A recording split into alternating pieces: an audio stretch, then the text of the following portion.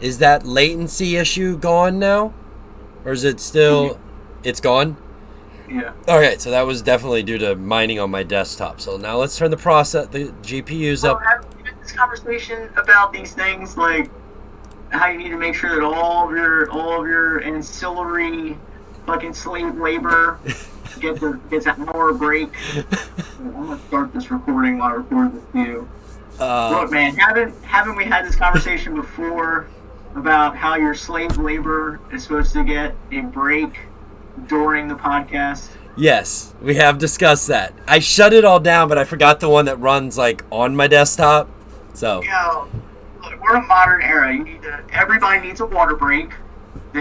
Well, not really, but hello everybody. Time to drop an intro. We are back. Another week has gone by, and Real Talk Vlog Rewind. Hello everybody. Welcome back to the channel.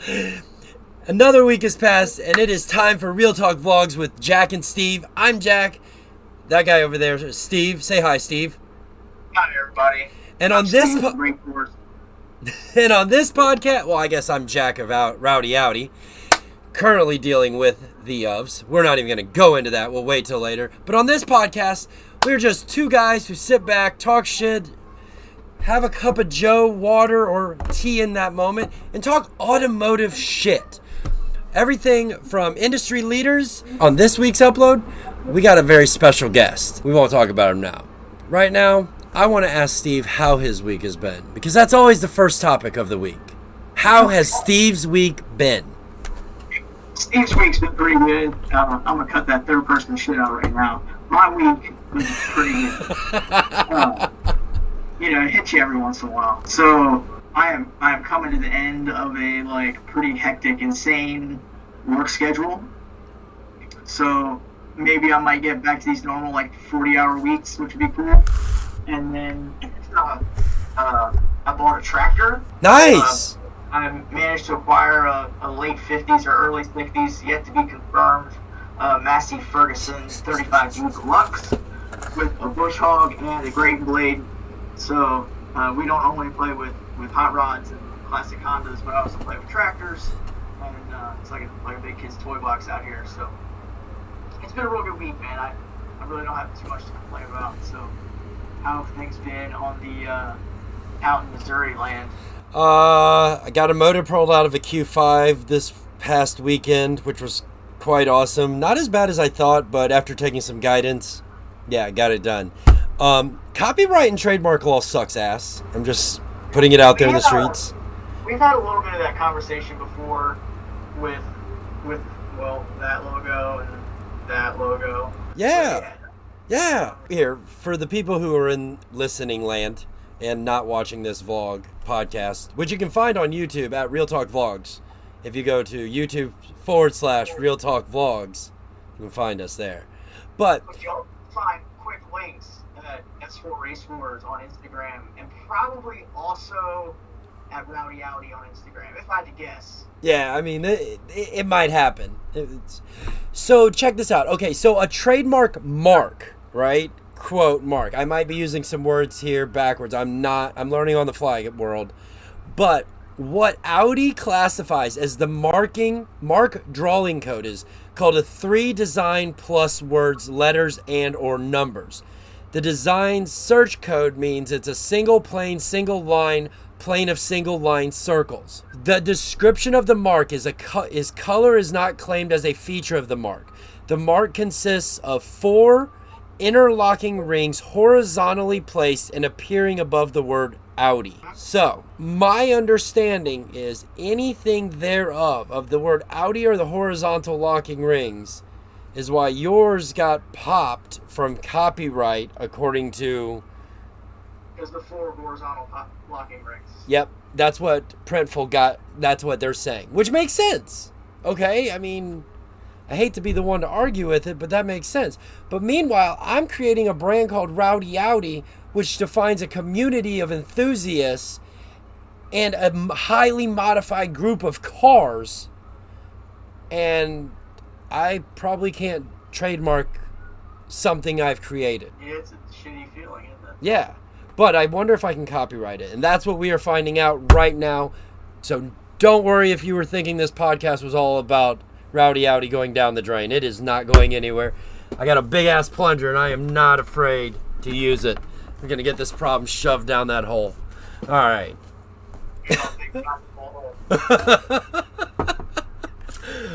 Dude. Super excited about this week's guest, my friend. Yo, I've got so many, I don't know this guy. So just as a clarification, this is not my friend. This is not my connection. If this episode goes south, it is all on that guy on the other side of the screen. I'm pointing at the microphone. Yeah, that's fine. That's fine. But from my understanding, this guy is like the person. If you needed a transmission built or had to ask the questions, this is the guy you go to, right? Well, more of the R&D side of things for the 5HP-19, but I'll let him explain all the details. Our guest today is William Robb, and he has pushed forward the Tiptronic platform, mostly of the B5S4 variety, and he's done some really cool stuff with Exity, but I'll let him do all the explaining, so we should probably go ahead and call him. Okay. Go ahead and hear and have a conversation with us. All right, well, let's do it. What's up, William? Hey! Welcome to Real Talk Vlogs, my friend. That's the wrong plug. Dude, we have, I know, man, but we've been having some technical difficulties. And, He couldn't make a phone. He couldn't dial 911. Oh, no. Yeah, you're breaking up a little bit on my Oh, we are? Sorry. Can you see me okay? You're good.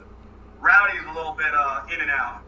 Jack, are you mining again? No, I'm not mining, people. It's all shut down. Yeah, okay, I just need to get on, like, that East Coast fiber or something. I'm Midwest latency. I don't know. Yeah, we got good stuff out here. Yeah, I guess. That 1 gigabyte service definitely does its job. Pay for it, though.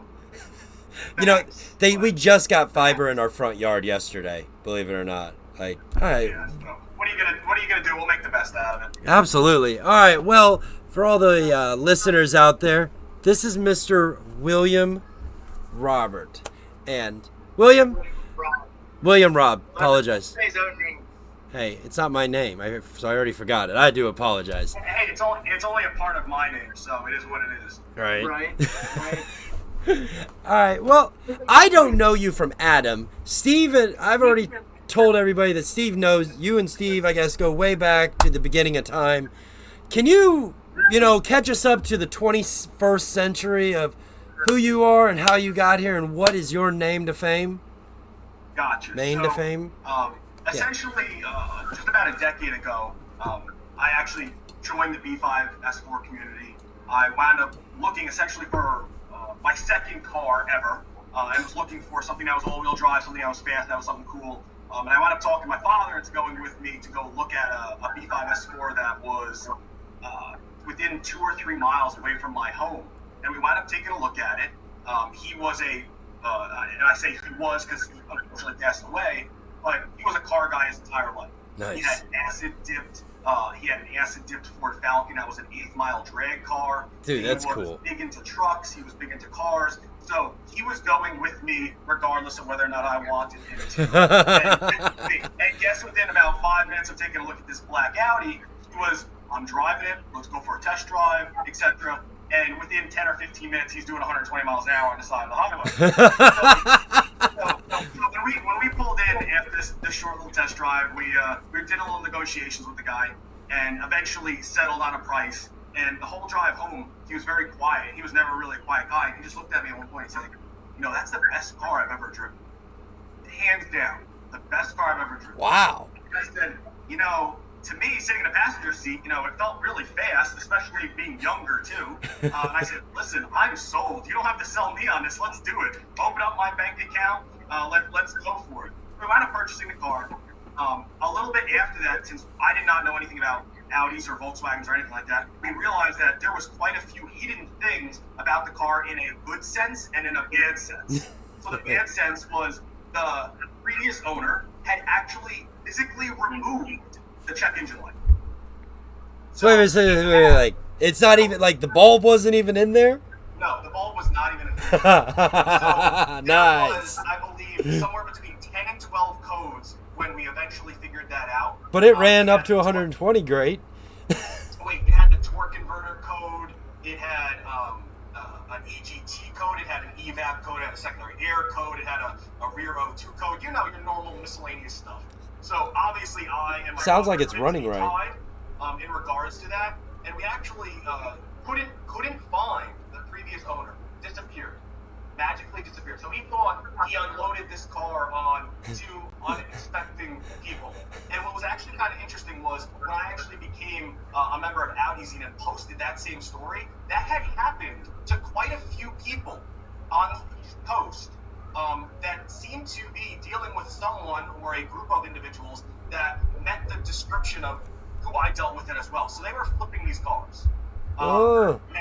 Now, mind you, I did not pay a lot for the car, so I don't feel bad about it. I think I paid in like 2011 like $5,500 for the car. It only had 120,000 miles, so I honestly couldn't care less. We did everything, fixed it all up, minus the torque converter code, which I drove around with for 9 years, by the way, for all the people that say. Wait. Okay, hold on. Interject. I don't auto. All right. I don't auto. Everything is manual. The only reason you auto is for towing. Okay. Well, we're gonna go really deep down this rabbit hole today, so I hope you're prepared. That's fine. So dude, I might have to take a break to refill my water, but that's fine. But what we got commercial breaks for that. What is the torque converter code? Like, is it a lockup code? What is this code? So essentially, the 5HP-19 was of the era of transmissions where they first started introducing lockup torque converters. And the whole purpose of the lockup torque converter is to remove any and all slip that would occur at an RPM under the stall. So essentially, you have a 1-to-1 ratio within the torque converter.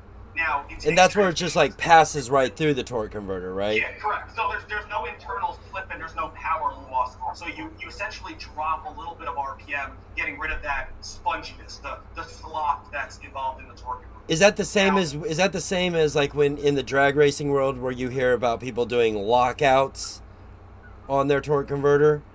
So yes and no. I can kind of get into that a little bit too, a little bit later. That's fine. But essentially newer transmissions, like a lot of new torque converters, like the 8HP transmissions, they actually have multiple clutch discs within them. So not only can they lock up, but when they lock up, they can transmit full torque through that 1-to-1, and it almost acts like there's no torque converter. It acts like it's just a 1-to-1 clutch with varied gear ratios within the transmission. That's so weird. These transmissions, unfortunately, being somewhat the first step in having that done, had problems. And the main issue that they had was there's an internal seal that essentially is required to build up pressure and lock up this clutch. And in all of the 5HPs, whether it's a 19 or 24, they fail. They don't like the heat.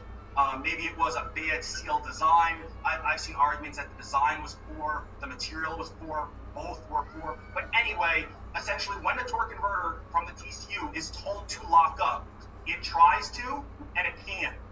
And sometimes it can, and then once you apply a little bit of torque through it, it just slips anyway. Interesting. So it throws a check engine light, and it throws a code that says, guess what, your torque converter clutch, it's slipping.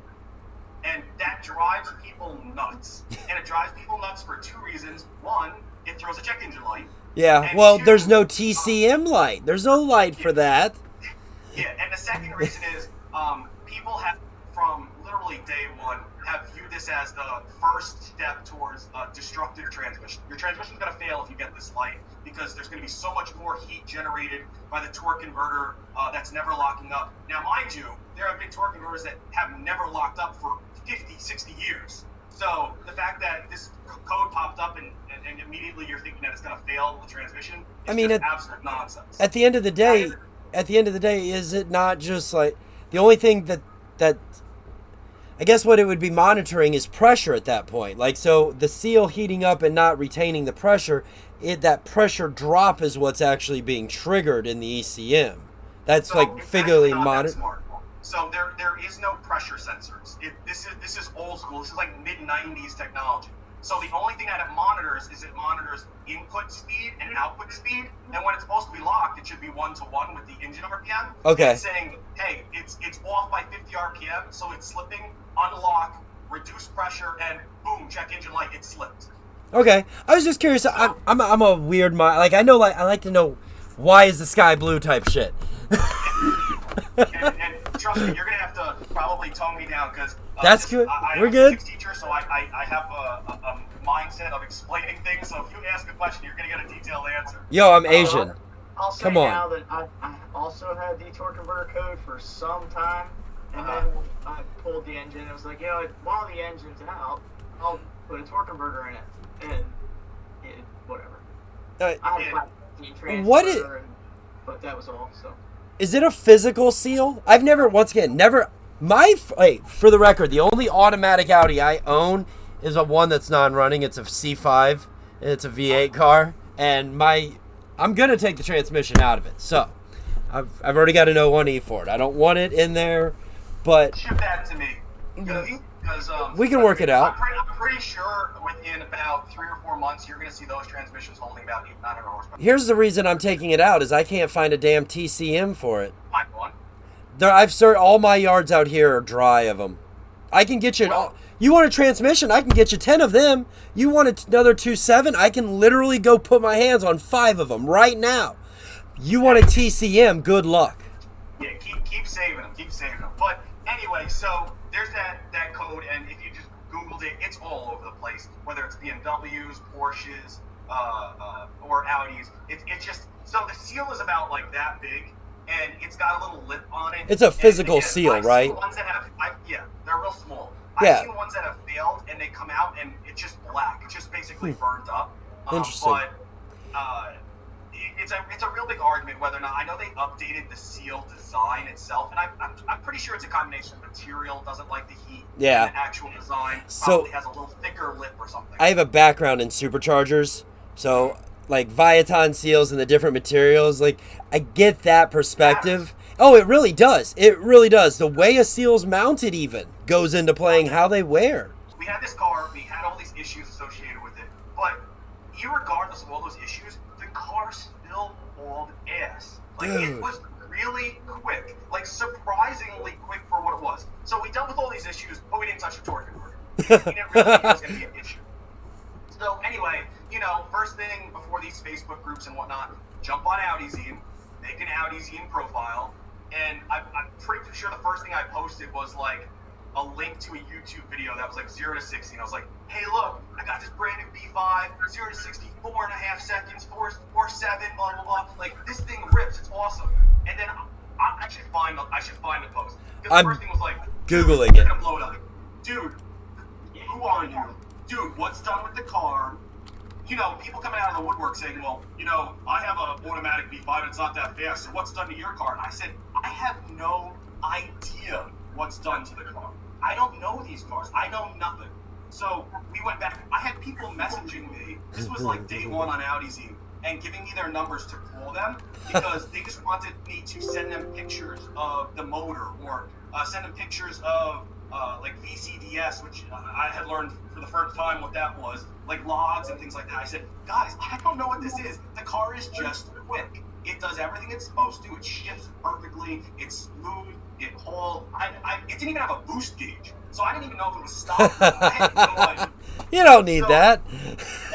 No, exactly. So anyway, some time progresses. I start posting some logs. I start actually doing some due diligence, and I'm realizing, it's boosting 20 psi. It's tapering pretty hard. I find out some information about the car that it was actually in a wreck in like 2003-ish, and it had the turbochargers replaced, and it actually had this ABT AMS kit that was installed, which was essentially like one of the first turbocharger upgrade kits for the cars, which were a KO3, KO4 hybrid that was offered by ABT. And it's a stealth kit because it uses all of the OEM KO3 everything. So you look at the engine, it looks bone stock, but it's making 360, 380 horsepower with an ECU and a TCU tune and a 5-bar fuel pressure regulator.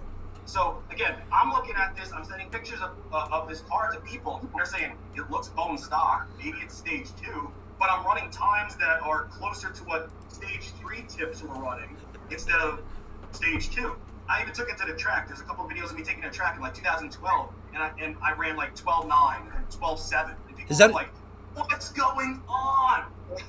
literal heads being exploded in regards to, yeah. It's like, we sit with an automatic in the background, and with KO4s and a torque converter and some injectors, or factory injectors, but essentially the same thing.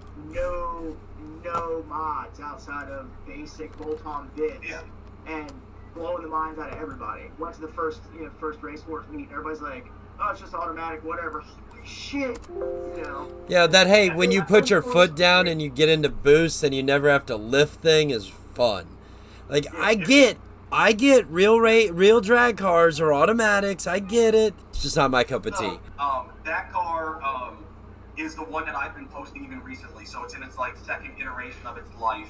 But somewhere along the path, I came across a stage 3 APR car that was for sale, and it was my infamous silver car that I ran 11s with, that everybody knows that's been missing for years in action now. And essentially, this guy reached out to me on Audi team, and he said, I have a stage 3 APR built B5 S4. It was built at APR with their full kit. I have a 517 transmission in it. You seem to be like really active on here and seem to be someone who's gonna appreciate this car for what it is. He had, I don't know, a stack of $40,000 worth of receipts and whatnot into it. So wait, imagine bringing your car to APR in 2007, 2008 and saying, I want everything.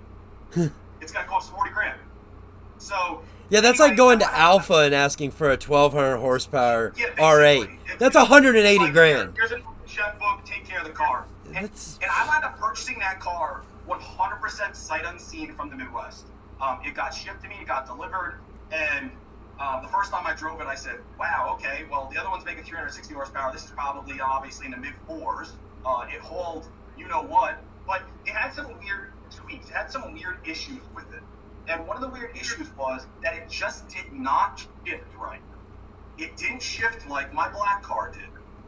It delayed a little bit. It had like a little bit of a hiccup. If you floored it in first gear and tried to shift, it would pause maybe half a second in between the shift and kind of bang into the gear. And then I started realizing, okay, this is what everybody's talking about.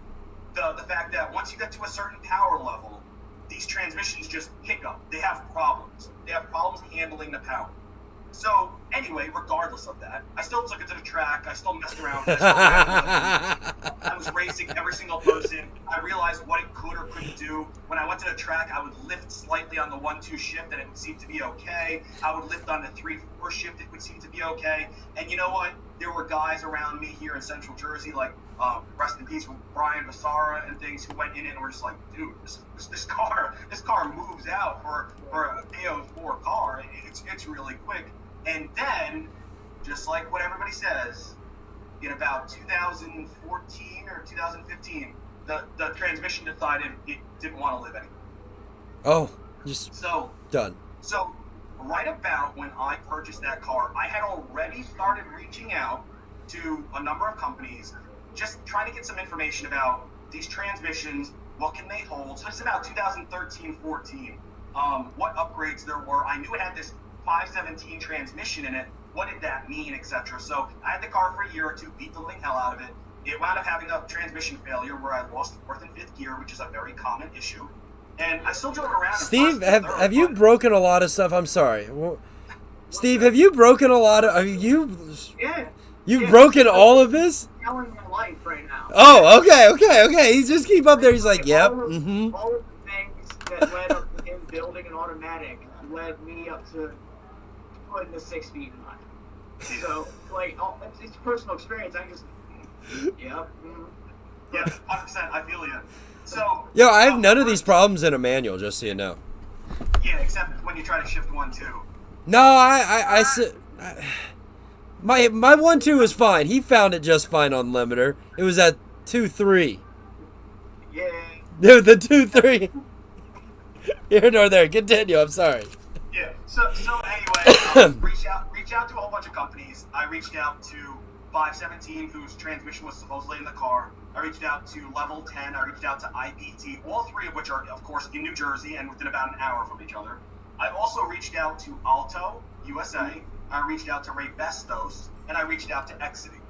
And I basically reached out to those three saying, listen, I looked at your catalogs. You don't really have much of an offering for this transmission and other ZF transmissions. Why? You have OEM rebuild kits. You have high-energy green frictions, but nothing like your racing parts that you offer. And I heard back from Alto, and they basically said, this was 2014, yeah, we really have no interest in it. Our bread and butter is American muscle stuff. We don't really know if there's a market for this ZF stuff just yet. And honestly, we really don't know anything about the transmission. We offer clutches, but we've never played around. Ray Bestos, I wound up speaking to someone in sales, and they basically said something very similar to that, and also said, like, those transmissions aren't in performance cars. And I said, well, they're in cars that perform pretty well or have some pretty high expectations in regards to what they're capable of, so I don't know what you're talking about. Right. Then Exity gave me a softer response, basically saying, well, let's talk about this a little bit more. We do offer a clutch kit for this. It's actually a high energy green. It's a gray material, and it's pretty good. Why don't you try those? I know other people have had some pretty good success with them. So a little bit of kind of like a push off to the side. Like, But they gave you something better. Well, the thing is that what Exity was offering, and still does offer to the public, is a gray clutch material that is better than stock. 100% is better than stock, and pretty significantly better than stock. But if you want to tier this in terms of like a 1 through 5, and 1 being stock and 5 being maybe the material that I have now, it's like a 2.5.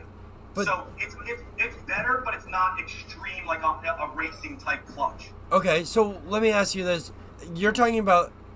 Are we talking about the clutch, like inside of the drum, you have all the clutch stacks inside of there. We're not talking about the bands that are wrapping around the outside, right? No, like, is that the same material? The clutch discs in all of the baskets. Okay, in the baskets. I know the components that are in there, but I don't... it's one of the... Dude, there's so much voodoo inside there. You are a braver man than I am on that note. So, basically, I got 2 no's, and, maybe at a later time we'll see.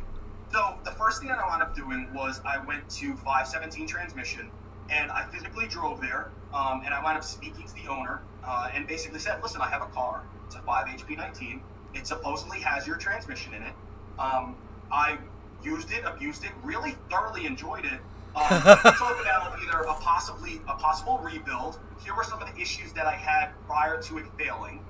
What do you think caused the failure? Do you want me to remove the transmission, bring it to you for inspection, or like some dialogue here? Right. And the first thing that came out of one of the, I think it was the owner, was basically, and I don't know his name, so I'm not going to talk negatively or anything like that. I don't know who it was. Basically said, okay, so how many miles did you have on this car? And I said, I think it had about 35,000 miles, stage 3. And he said, oh, and you were racing it and stuff? And I said, yeah, of course, it's a 450 horsepower car. And he said, I'm surprised it lasted that long. What? That was the first thing he said. And I remember thinking to myself, I'm like, okay, well, you sold the former owner a $5,000 transmission, and here I am, pretty open to the idea of you rebuilding the failed one that failed. And the first thing he said is, I'm surprised it even lasted that long at 450 horsepower. So, first off, that was a complete turn off. Right. And I wound up continuing the conversation for about 20 minutes with him, and basically walked through, okay, well, talk to me here. I have a background in physics. My father's an engineer. We're very technical. What are you doing to these transmissions? Because if you're going to spend $1,000, you better tell me what's going into this transmission. And the first thing he said was, we do a little valve body stuff. We add an extra clutch. We have a secret sauce, like when you were saying, a secret sauce that allows these to do pretty well. And I said, well, you seemed kind of surprised that it lasted as long as it did. So I'm like, you're not really selling me on really coming back to you, unfortunately. And we pretty much left it at that. We left it at, okay, well, you know what, I don't trust this guy or this company as far as I can throw him, really, to be honest. And I'm gonna kind of seek some other opportunities. So the other 2 companies, Level 10 and IPT, reached out to them as well, and I got pretty much the exact same treatment. They would not tell me what's done to their transmissions. They wouldn't tell me if they were thinning steels and adding clutches, if they were spiking the valve bodies. They wouldn't tell me anything. What is this? But all three of them told me the same thing. That their transmissions would hold good power, 500 plus horsepower, and required no tuning whatsoever. You just put their transmission in, and it'll hold 500 horsepower. And I thought that was very strange. A little bit. Very, very strange. So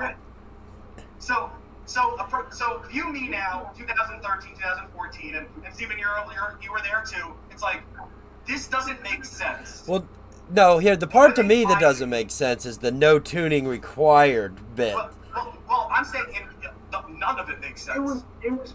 What he's saying is 100% valid, though. And, like, it was on their website. Buy this transmission, 500 horsepower, all day. I mean, in the tech of the time, though, is possible. I'm not defending them. I'm defending there is that tech of the time. Now, did any of their shit do it? I don't know yet. So here's the thing. Some of them actually even said up to 700 horsepower. Some of them claimed bulletproof. Some of them... Really? Some of them not only did not... And you know what? It just blew my mind, because if you look at performance transmissions in other platforms, so American Muscle, JDM, whatever it is, or if you just Google like clutch assemblies and things, everything's pretty much public. So they should have been able to tell you, listen, we add a sixth clutch here, a fourth clutch here, we raise line pressure, some arbitrary number, we put a higher torque converter in there, and you know what? The TCU tuning is not our forte. The transmission's proved to hold this amount of power without it. If you can tune it, it's going to do even better. Right. Like, something. Yeah, dude, Eric, I've learned everything about how transmissions, like, is from the 4L60. That's, like, my extent of auto knowledge here, okay? Like, but I know, and I've taken apart those, and I've helped my buddy build his Yukon dyno's at, like, 800 and something. So I'm like, okay, basic concept here has got to be similar. Like, the tech had to have been there. How can these guys been getting away with that for so long? Like, that makes no sense. So, that's exactly what we're doing. We're going to transition right now to... Okay, transparency? Everybody up until this point seemed like, honestly, they were full of shit. I guess. Everybody up until this point either was viewing it as a money-grabbing opportunity or not really giving full effort. Or no one's actually trying to make these type of numbers. So why do we... I know that at the time, when like Will was saying, every time you went to Audi Zine or Audi World or whatever, you're like, hey, I have a Tiptronic B5. And they're like, congratulations, you'll be buying an 01E soon. Yeah. I remember those. I do remember. You're going to tune it, And so I feel like the people that were early on, you said you bought yours, 2013 or so, 2010, 2008, no with a Tiptronic was doing anything. And if they weren't told to do it.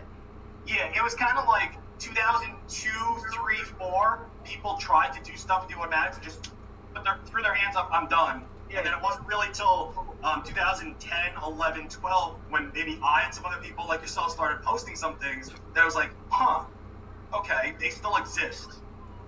What about them? So, anyway, here I was. I had two B5 Escorts. I had one that was 360 horsepower, the black one, which still shifted like unbelievable. Like, literally a completely different car from the silver one. The silver one had just tried 4th and 5th. I still drove it 1 through 3rd, by the way. I still ripped on it under 60 miles an hour, 70 miles an hour. And here I am like, okay, where am I going to go with this? Do I just basically throw a transmission in a silver car? Do I convert it? Do I basically just admit defeat, turn down a silver car, sell it? What am I going to do? So at some point, I basically said, you know what?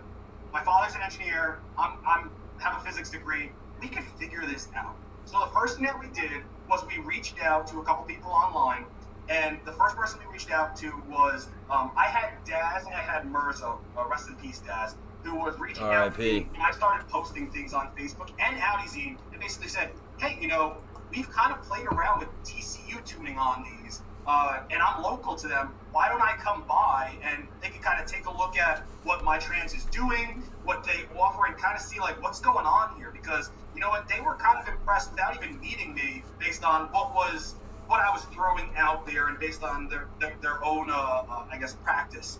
Yeah. So I had them. I had some idea of where some TCU tuning could come from, and then I also had a person online, Cody Kozlowski, who works for Reman and his family owns Reman valve bodies, who also reached out and said, you know what probably happened to your transmission? Your valve body probably took a crap, and it probably took the rest of your transmission with it. So why don't you drop your valve body and send it to us, and we'll take a look at it and see if it failed. So what I did was I pulled the valve body. When I actually pulled the valve body, I actually wound up going to Boosted Euro, Mirza, and meeting Cody and Mirza, and I gave them a ride in my black car. Nice. And the ride, again, nothing special, 360 horsepower car, did a pull 1 through 4 up the street, 1 through 3 on the way back, and they just said, okay, something's done to this car that we have not experienced because it shifts. There's something done to this. We don't know what it is, but there's something done to it that we need to figure out what it is and potentially replicate in some way. So I left him with the valve body, took the valve body. A little while later, he reached out to me and said, yep, your pressure regulator valve bored out. It failed. And guess what? You lost pressure, and the transmission couldn't handle, obviously, the power with the loss of pressure and took a toast. Basically fried the little clutches. So that started a partnership between essentially us three. Cody for the valve body, Mirza for TCU tuning, and me for constant outreach and kind of being somewhat of a guinea pig in regards to testing something. So the first thing that we did was Cody actually played around with the valve body and tried some different things to see what it would do. And the first thing that he did was realize that 517 actually put 1 or 2 shims in the valve body to increase line pressure. So that was what they did in terms of their performance valve body. Wait, like shim the physical like valve solenoids? Correct. Okay. Correct. Now you could say tisk to that, but that's what everybody does. I mean, here, So there's no tricks. there's no real issue with that, but this is what essentially it did. So a normal 5HP-19 valve body is usually somewhere between 165 and 170 psi when it's running perfectly through a pressure regulator valve. This my valve body, when I gave it to him, I think he said was like 110, 100. That's how much it had failed and how much it wouldn't hold pressure. Oh shit. When he rebuilt it for me and put the shims of the 517 back in there, it wasn't 170, it was about 180, 185. So their shim had raised pressure from about 170 to about 180, 185. So marginal. I mean, that's huge. That's huge. Well, I mean, wait, you said it. something. Well, you said wait, rewind. What is stock line pressure supposed to be again? Let's say 170. Oh, well, that's not a lot then. If stock Yeah, line. exactly.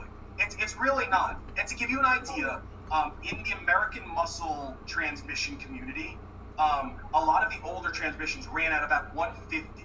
And their stage 1 upgrades are usually about 200. And Oh their shit. stage 2 is usually about 225. And in their racing applications, like when you get a billet built drag racing, I don't know, power glide, they could be upwards of 260. Wow. So, but that's with billet drums and billet internals to hold that. Right, pressure. because that pressure is like how it slams stuff together, right? Yeah, it's what's holding the clutch pack together. Okay. See, this is the part of the transmission I don't get. We're getting to the voodoo. We'll get there. All right. So anyway, We're partially there. Cody manipulates the valve body, and he sends me one back with about 210 psi. So stock is 170. Oh fuck. 517 was about 180, 185. He sends one back with 210. Yeah, you're over 40 psi higher already. Yeah. So what is that? Like 24% higher or something like that. So we threw that in the car again in a failed transmission. It had no 4th and 5th gear. So I just wanted to see how it felt, and we wanted to see how it felt in gears 1 through 3 before we obviously put it on a transmission that was rebuilt. And who knows? It could have broken a drum or something. Who knows? So put it in the car, drove around, and the car felt so good. The car felt so firm in gears 1 through 3, it was unbelievably noticeable without any TCU tuning whatsoever. Like, it was night and day difference. I can't express to you how big of a difference it felt. It almost felt like when it actually engaged the clutch, like in first or second or third gear, which is an A clutch, and I'll show you what one looks like.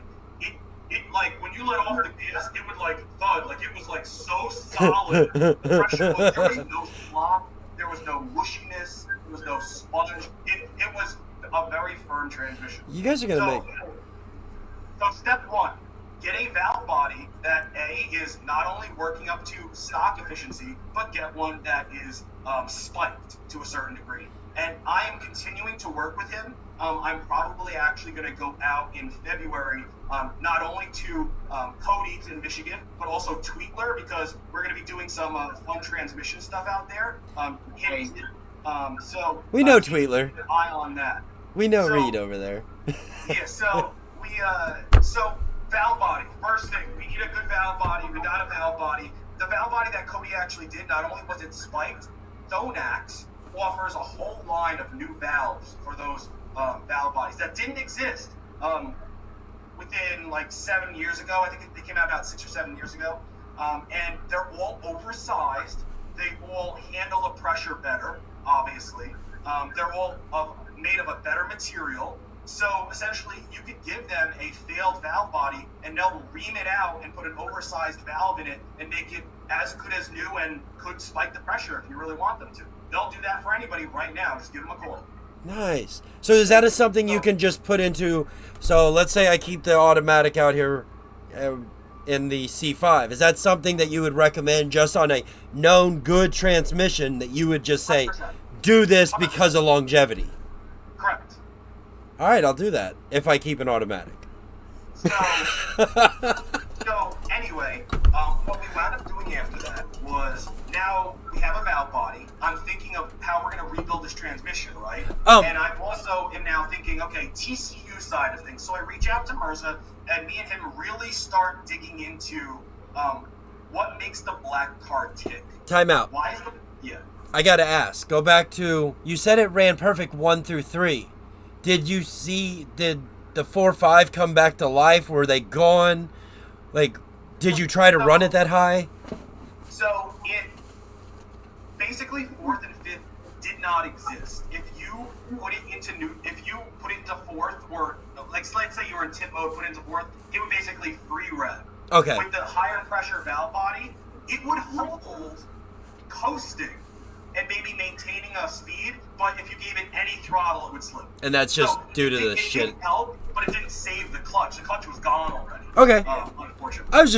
That's what I was wondering. I was like, I figured it was just so gone. I'm gonna mention something funny about that in a little bit here. All right. So we start talking TCU tuning, and the first thing that he does was he has the ability, and I don't think anybody that I know of has done this. He actually have an emulator that can act like the stock TCU, and he could live manipulate it and see exactly what it's going to do. So what he wound up doing was we looked at the TCU that was in the car, and just like, you know what, any tuner ever, we want to figure out what the heck is this doing. We put it in different cars. It performed the same in all of the different cars. So we're thinking, okay, this has to do with the TCU. We pop the TCU open. It doesn't have a chip. It doesn't look like it's tuned at all. So we try to read the TCU, and the TCU has an encryption in it that is of another level. It's somebody actually tuned that TCU in my black car and encrypted it, which I don't know anybody who does. Most people don't even encrypt the ECU, with the exception of, I think Gaiac did, and I think APR did too. This was like another level. So we were like, what the heck is this car? What is this? So we also decided to read the ECU in the car. We knew it was an AMS ABT kit or whatever. We tried to read it, also encrypted, and it was the same encryption. So logically, you would think, okay, well, if it has an AMS ABT kit, now I keep saying AMS. AMS was a shop that was on the West Coast. I don't know if you all remember it or not. It's been gone for a while now, and they were one of the first shops that were considered very reputable, and was one of the first shops that were tuning these B5s. Like, as soon as they hit the shores. And what made them cool was they actually had a lot of roots overseas. So they had a lot of help from overseas, and they actually had people from the ABT racing program helping them tune some of the first B5s.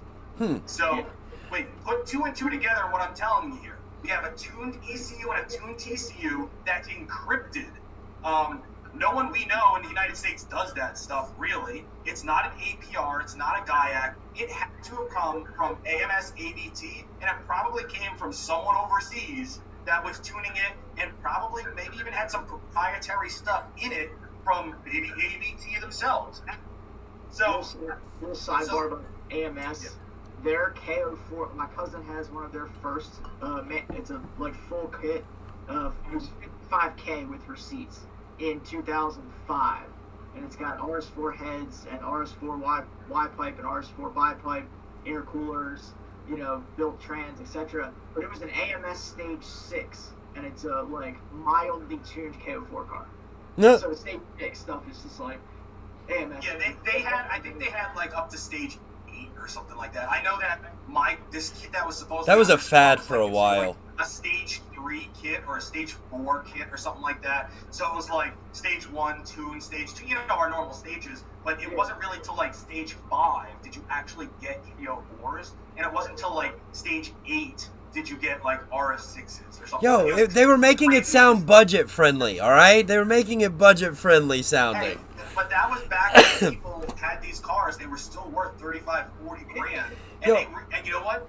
Think about it. It's like 2003, 2004. Okay, we're going to take a car. We're going to spend 6 to 10 grand on, or whatever it was going to be. And you know what? It's going to have the same or more horsepower than Ferraris at the time. I had my first B5 S4 in 08. Quick as a Murcielago, like that just blew people's minds. People will talk about the RS3s now, how they're like keeping up with supercars. It's the same thing in a different times era. You know, we were talking about that a couple podcasts ago. That exact Yep. same, you know, the B5 is such big money. Hey, if you want to think about it, like 9s today were the 11s of mid 2000s. Yeah. Volkswagen did 11s in the early 2000s, and all your supercars, all your Lamborghinis and stuff really also struggled to run 11s. Yeah. And now it's, hey, look, a McLaren can do a 9. Oh, yeah, well, an RS3 can do a 9. It's the same. So can that ZL1 over there, or a Hellcat. You know, it's and they're all street cars. So at that time, so now we're talking 2015. I had reached out to Exity again and said, listen, I have TCU tuning, we have valve body tuning. Can we revisit the concept of these clutches? At that time, I also pulled the transmission on a silver car, and we took it apart. And it was like really the first time I held these clutches in my hand, and also the first time that I got to see what was inside one of these $5,000 quote-unquote racing transmissions. Excuse me. And you want to know what was in there? Nothing that I could determine was different than stock. Not a thing. Not a thing.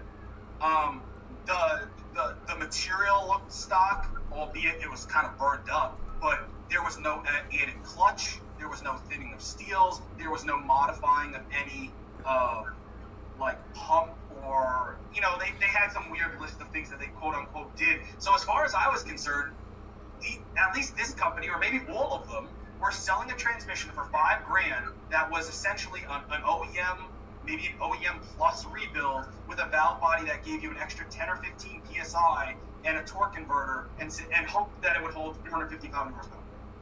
For at least 6 months outside of their warranty. Yeah, exactly. As long as it lasts a year outside their warranty, that works.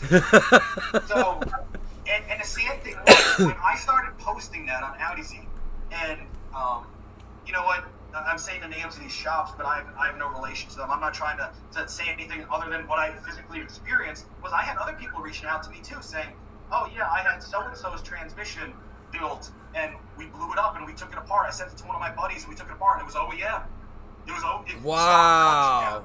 So it wasn't just them. It seemed like it was a something that was like I don't know, smoke and mirrors from not only one, two, or three, but a lot of different transmission shops that were considering themselves high performance. I feel like that's something that happens way more than what's actually publicized about. 100%. Because how many people are actually going to take a transmission and take it apart? Right. I mean, your average consumer isn't going to. I mean, here, don't get me wrong.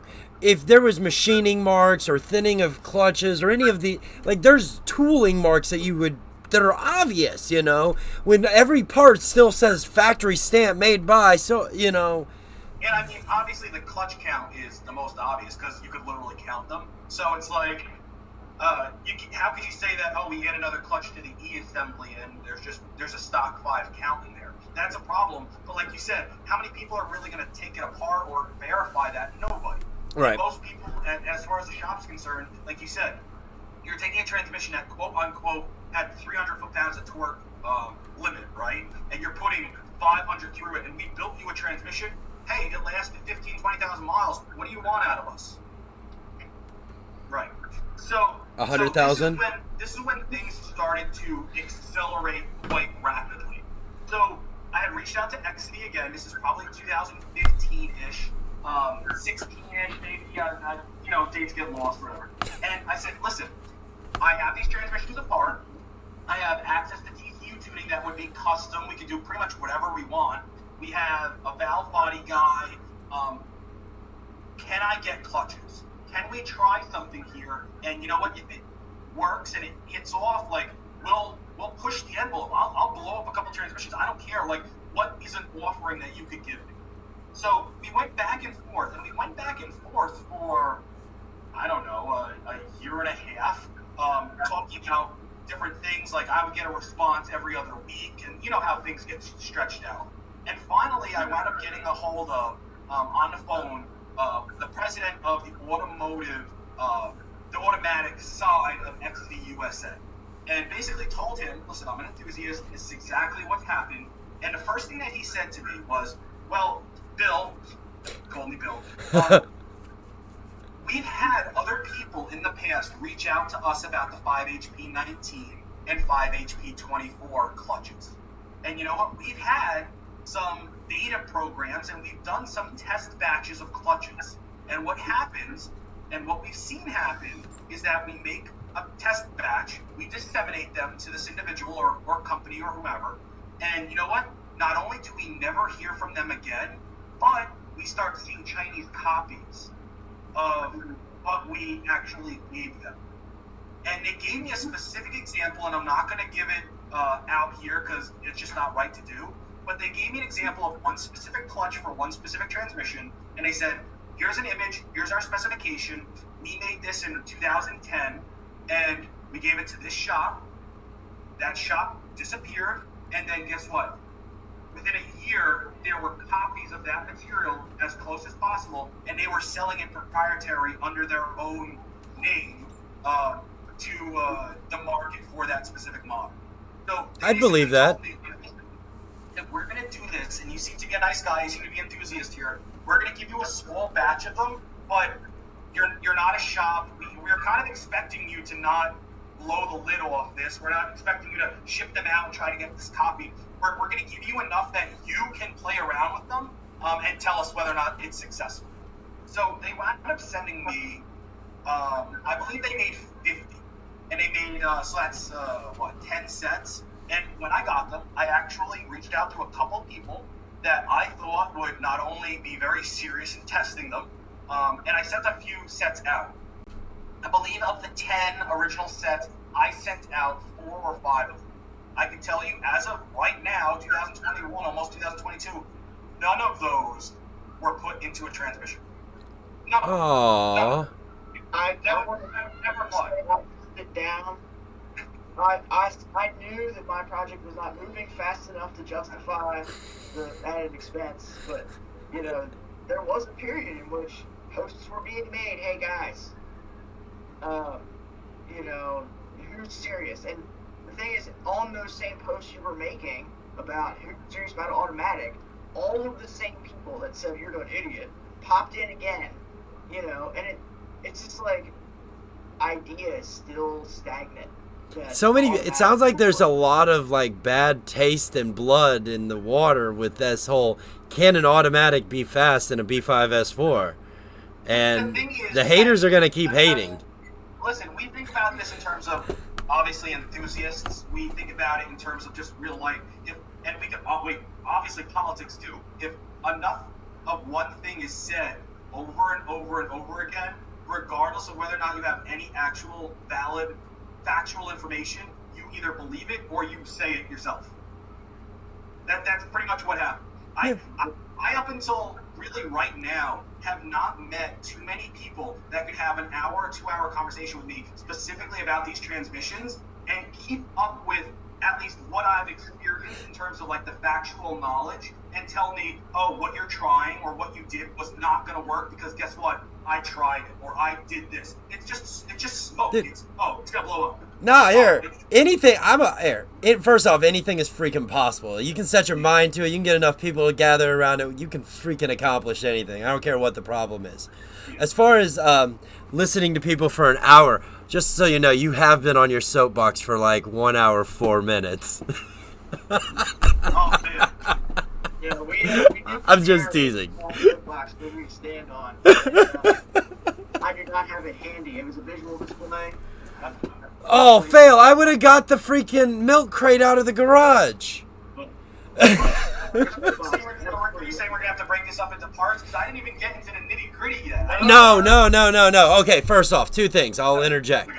As far as editable, because of the way we do edit, we are limited to a 2 hour total upload, but that's here nor there. You could cut me up as much as you want, obviously. Ah, you're good. On the other side of that note, if we have to have you back because we need a more in-depth and a revisit, we can have part 2. So I will tell you this, and I'm sure you're going to cut this up into a little segment of the 1 minute of me saying it, is that in the spring, you are going to want to have me back because there are things that are in motion right now in multiple cars, in multiple platforms, with multiple transmissions, including swaps, that are just going to blow the minds of people in the spring, summer of 2022. All right. What's coming is not a 450 wheel horsepower KO4 car on the street, but stuff that's really going to shake up a lot of people in regards to, oh my God, here's an 8-second or a low 9-second car. Oh shit! So we're talking like 4 digits. Yeah, we're talking about not leaping from can we get into the 10s? But yeah, 10s are fine, and we're gonna do them no problem whatsoever. But literally leaping quite a big leap here. And honestly, I don't really want to divulge too much, but keep an eye out because I personally am putting a lot of money into some things. Some other projects are putting a lot of money into it. And just the fact that I told you that I'm probably going out to Michigan in about February and talking to Mr. Reed himself in regards to some transmission stuff should give you an idea of where we're going in regards to this. And he reached out to me about his kits that he's coming up with in terms of fruition and what kind of power numbers that the transmissions in those cars can hold. And we're going to come up with some really cool stuff. And that's not even considering what I was just referencing. I'm talking about my own stuff going on right now that'll be some winter builds here. And it's going to blow people's minds. So can You're going to see people saying, wow, I have no idea why you put that much time or energy into it, but the end result is just going to be fantastic. Oh, that's what it's all about, ain't it? Is there a maybe? You don't have to answer this, but is there a Tweetler motor and maybe some transmission things for shadowment? It's one of those things where I've talked to Reed, and obviously he was on your podcast here. Great guy. I really liked talking to him. And I think the possibilities on my end and on his end are somewhat limitless to whatever we want to do and how much time and money we want to put into something. So if I come up with some cool stuff and he's obviously pushing his own incredibly awesome products that he's coming up with, is there going to be a matching between both of them? I would not put it past any realm of possibility. It's probably going to happen at some point. That's dope. That is super awesome. I mean, I wish you the best with that. I really do. Like, go ahead, Steve. Yeah, it's gonna be fun. But Anyway, so let's get back to these 5 HPs real quick. So Exidy finally agreed to make this beta test. I got them. I got these clutches. I sent them out. And you remember the post, Steven? Like it was who has a car right now who's willing to spend the time, money, put these in their transmissions, and potentially blow up their transmissions and literally fend it. Like I'll give you exactly what we had available at the time in terms of clutches, valve bodies, TCU stuff. We need you to see what these can actually handle. And I sent out 4 or 5 sets and got nothing back. Yo, that's some... Oh, I hate that. So it is what it is. I know those people, some of them I still talk to now, life gets in the way and stuff like that. A lot of them are still just sitting on the clutches, just waiting. I got a message from somebody who I sent clutches to 4 years ago, and they said, that video that you posted the other day, that freaking car is moving, dude. Like, I got to get those clutches in there. And I said, well, you told me you were going to do it 2 weeks 4 years ago. So what are you telling me now? Like, well, whatever. So the whole point of this clutch material, and I got to be very clear about this because there's a lot of misconceptions about this is the same clutch material that is used in the dual clutch transmission upgrades that are offered by companies like Dodson. So this is not a material that's normally put into an automatic transmission with a torque converter.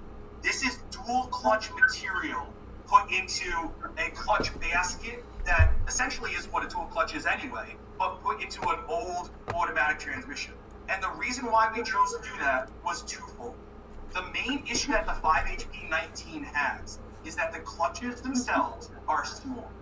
And when you have small clutches, essentially they don't handle heat and they don't handle trauma well.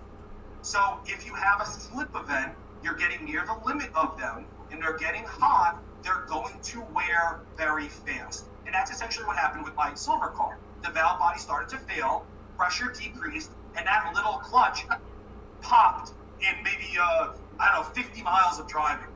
And to give you an idea of how small that clutch actually is, that's it. Yo! Yeah. So this is an So this is an E clutch for a 5HP-19. There is a pack of 5 of these, and that runs 4th and 5th gear. This is your overdrive. 5 of these is your overdrive in a 5HP-19, which is gonna kind of get me into talking about how that transmission actually functions. But this clutch, although it's very small, and I'm not going to tell you what transmission it comes from, there is an automatic in American Muscle that has almost the same identical clutches. And those transmissions have been modified, have been played with, and have proven to hold 1,000 horsepower. Interesting. With that small of a clutch. But guess what? They stack a lot of them. Oh yeah, I could see that.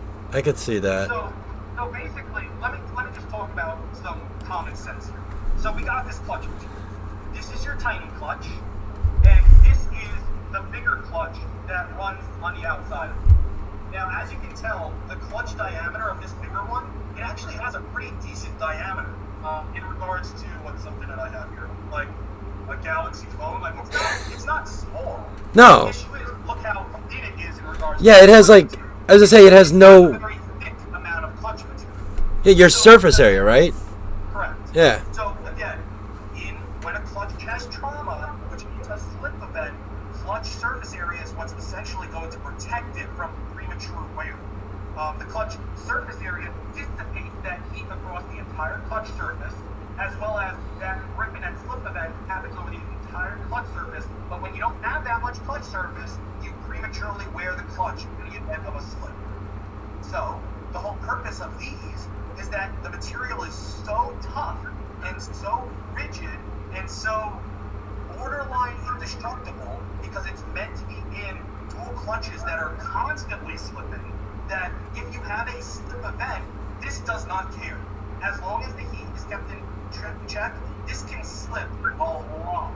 Like, I remember the guys at Exidy kind of giving me a ballpark that this material compared to a stock material might last 5 to 8 times as long. Wow.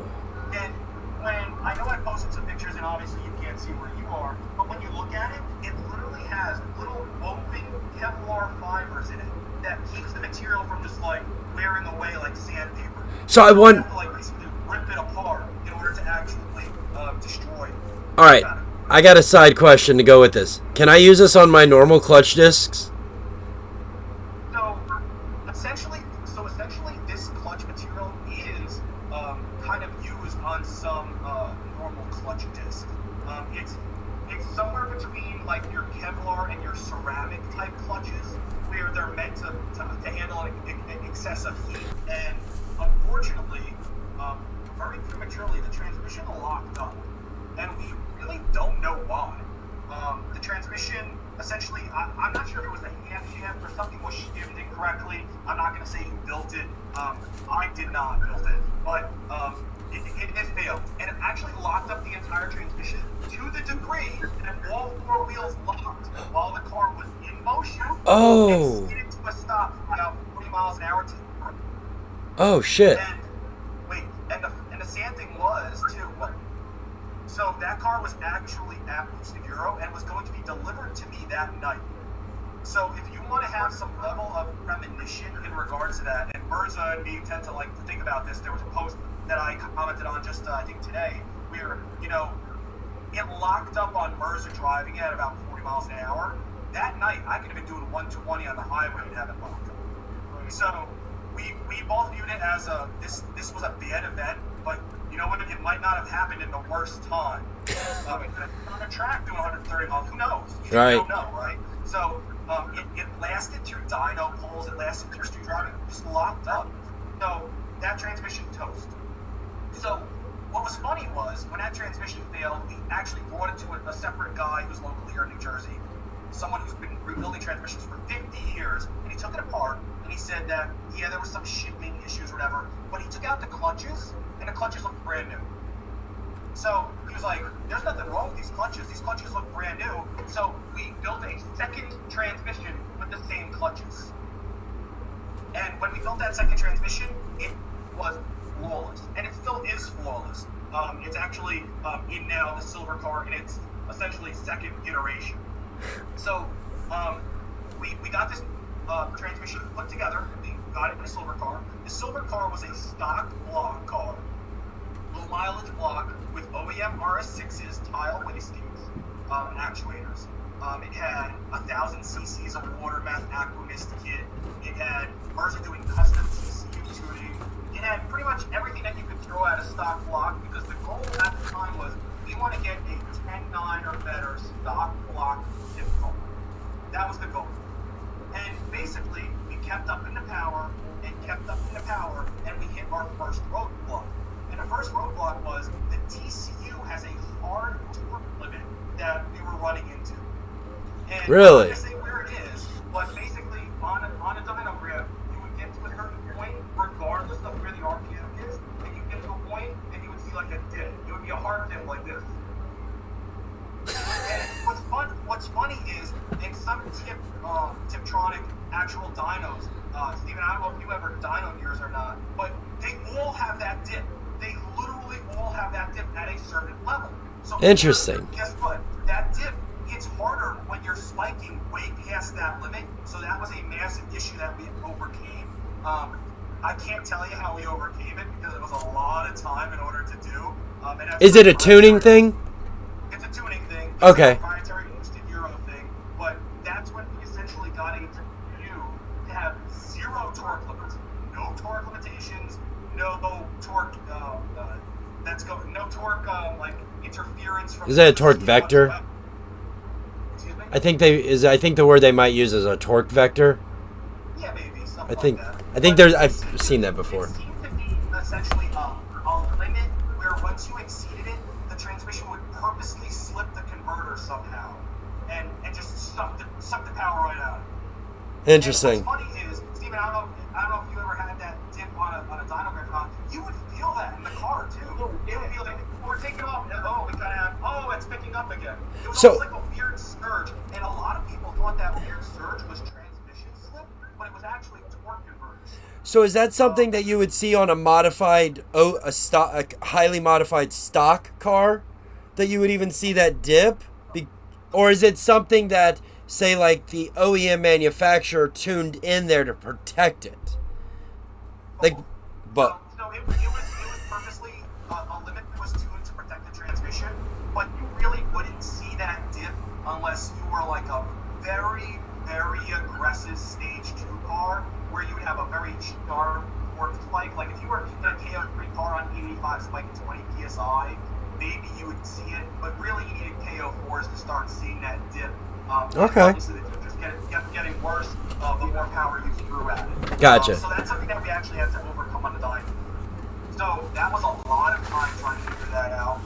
Multiple dyno sessions, logging input and output shaft speeds and things like that. And we basically narrowed it down to it's not the transmission, it's the torque converter, and we have no idea what the torque converter is doing, but it's doing something to protect the transmission.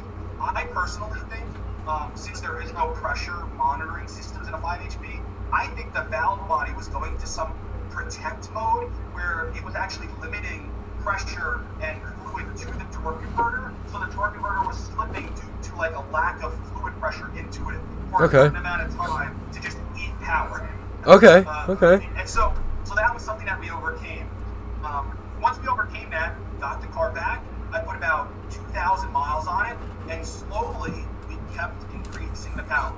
So when I got it back, we were at like 370, 380 horsepower, kept increasing it, and I would, you know what, whenever I had the time, whenever Merz had the time, we'd go out, I'd go out 1, 2 a.m. on the highway, and we'd do third gear pulls over and over and over again, starting at $2,000, nice control boost, etc. And then we hit a point where the car was feeling really good. To the point where I'm not going to say that I did a draggy 10s on the street, but I did a draggy that was very close to it. I never actually posted that. Because that day we turned it up a little bit more, and it threw a rod right outside the motor.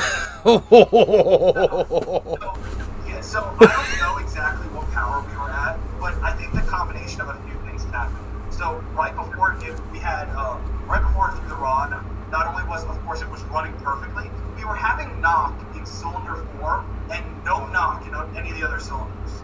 So something probably got damaged. Maybe we slightly bent the rod, and then, you know what, one pull, boom, right outside of it, and scared the heck out of me. It sounded like a grenade going down the rod. It was a pretty loud, impressive bang.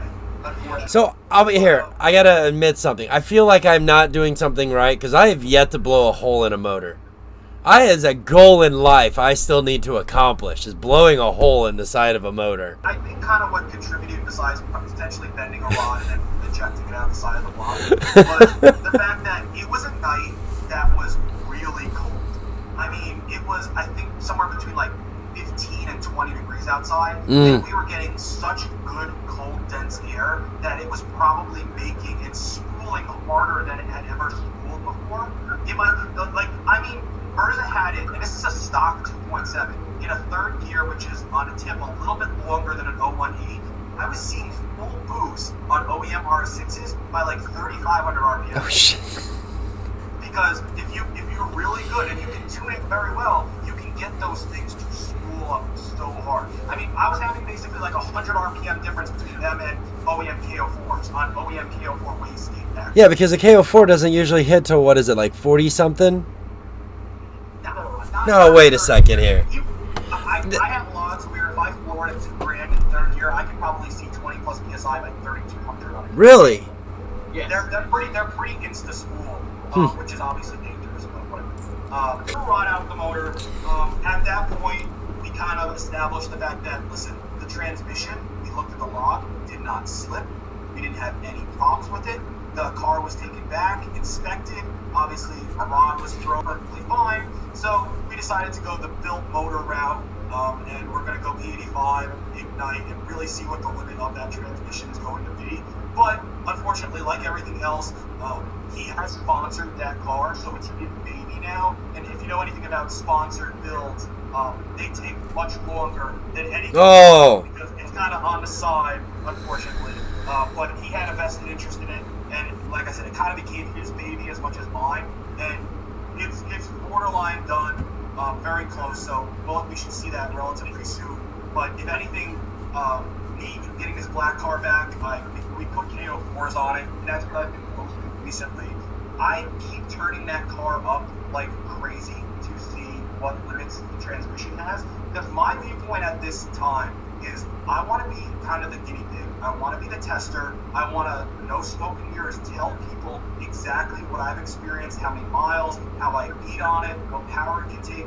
And if you want a carbon copy of what I have, I'll tell you exactly what goes into it. You can do it. I'm not a transmission shop. I'm not going to charge $5,000 for a rebuild. I've had people message me saying, if I drop off my car, can you rebuild me the transmission exactly like yours, stuff like that. It's like, I have no interest in that, but I can at least give you, like what you were saying in your last one of the podcasts, more like the secret sauce, and I'll pretty much outline it in a couple minutes. But to give you an idea, and I know I posted a log, or a screenshot of a log on the video that I posted a few days ago. I don't know if you actually looked at that, but I actually had quite a few people message me after I posted that and said, that's a KO4 car being that much air.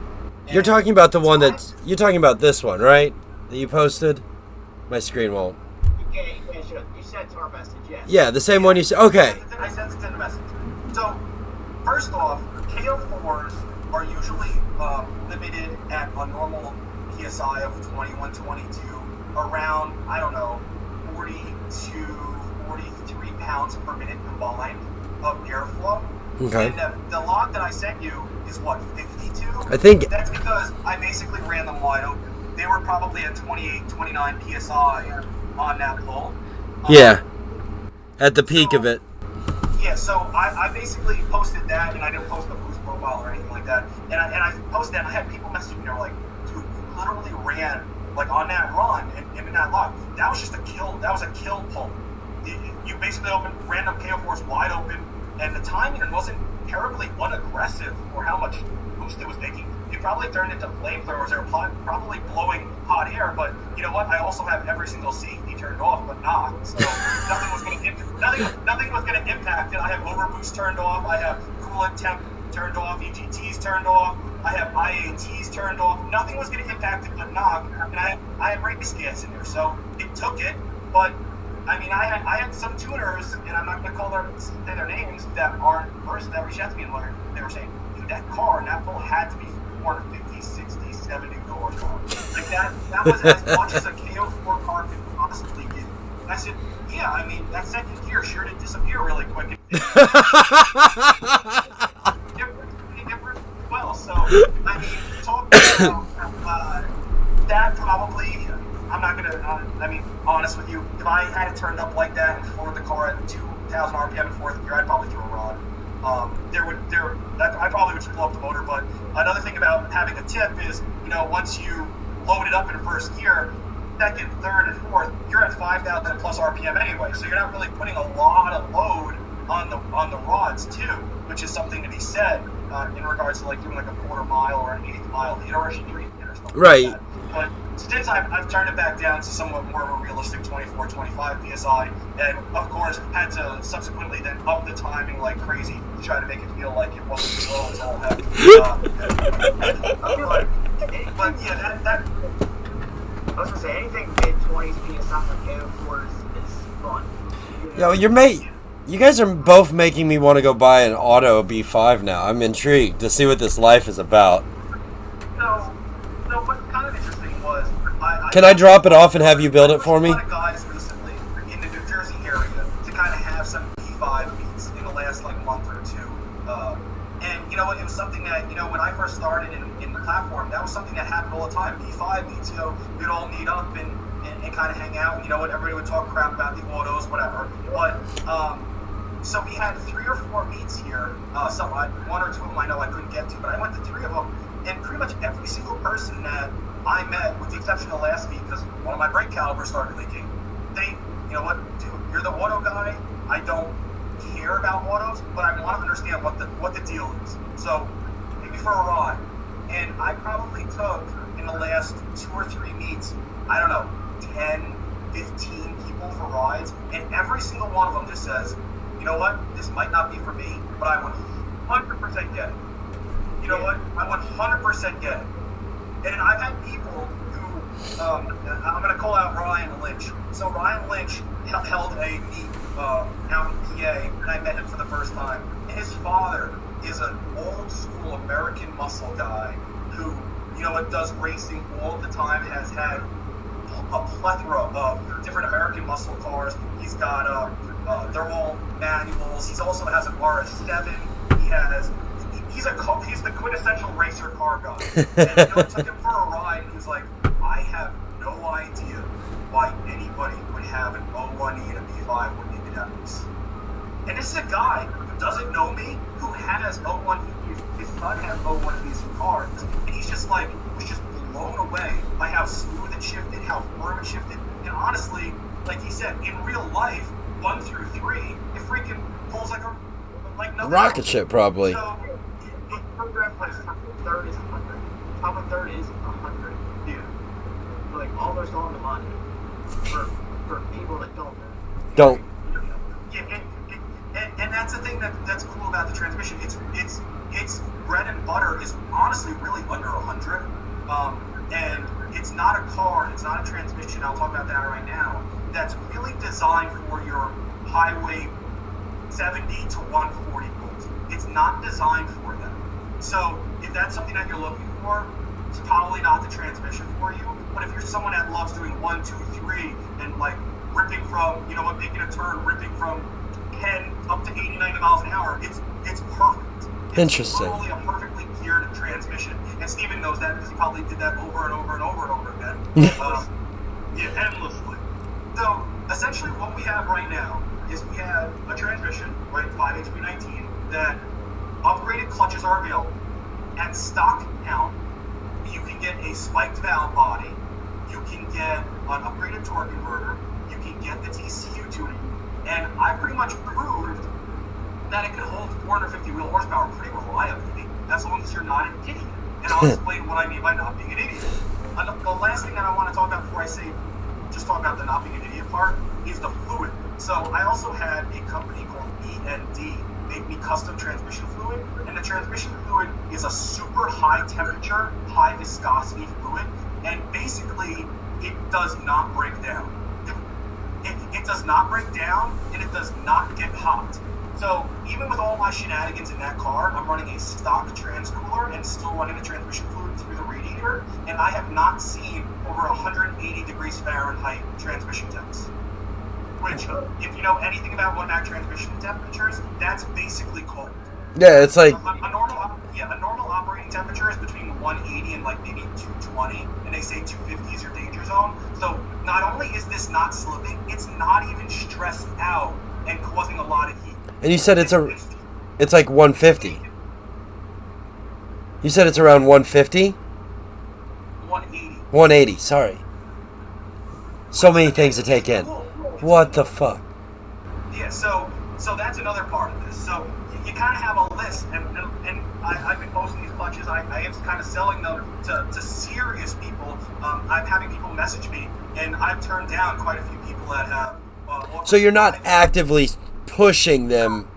Yeah, correct. It's if you want to make a car that is a carbon copy of mine, I will tell you every single thing that's done to it, but like, you gotta be serious about it.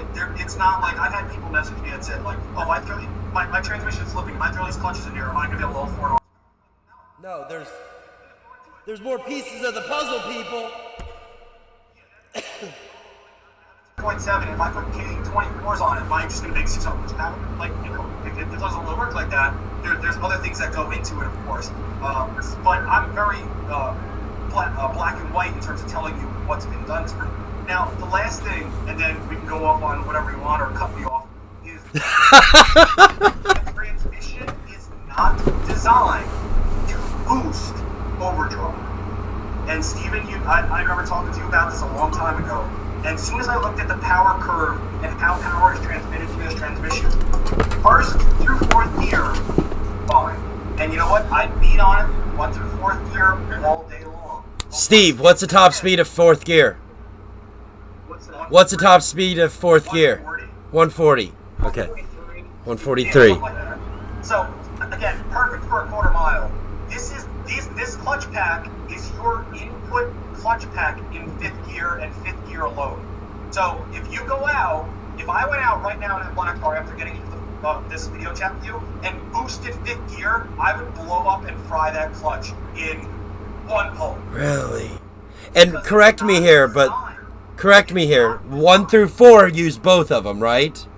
So 1 through 3 use this, and then 4, this comes in and locks the sun gear. Right, because there's a barrel. These are the lock and spinning and transmitting the torque. Yeah, right, because inside the drum, there's like 2 sections in there. There's like a basket with one around the outside, and then those are on the inside with some metal bits in it, right? Yep. All right, I'm going to post a picture up here, right? Yeah, that thing! I knew there was parts. I knew there's parts here.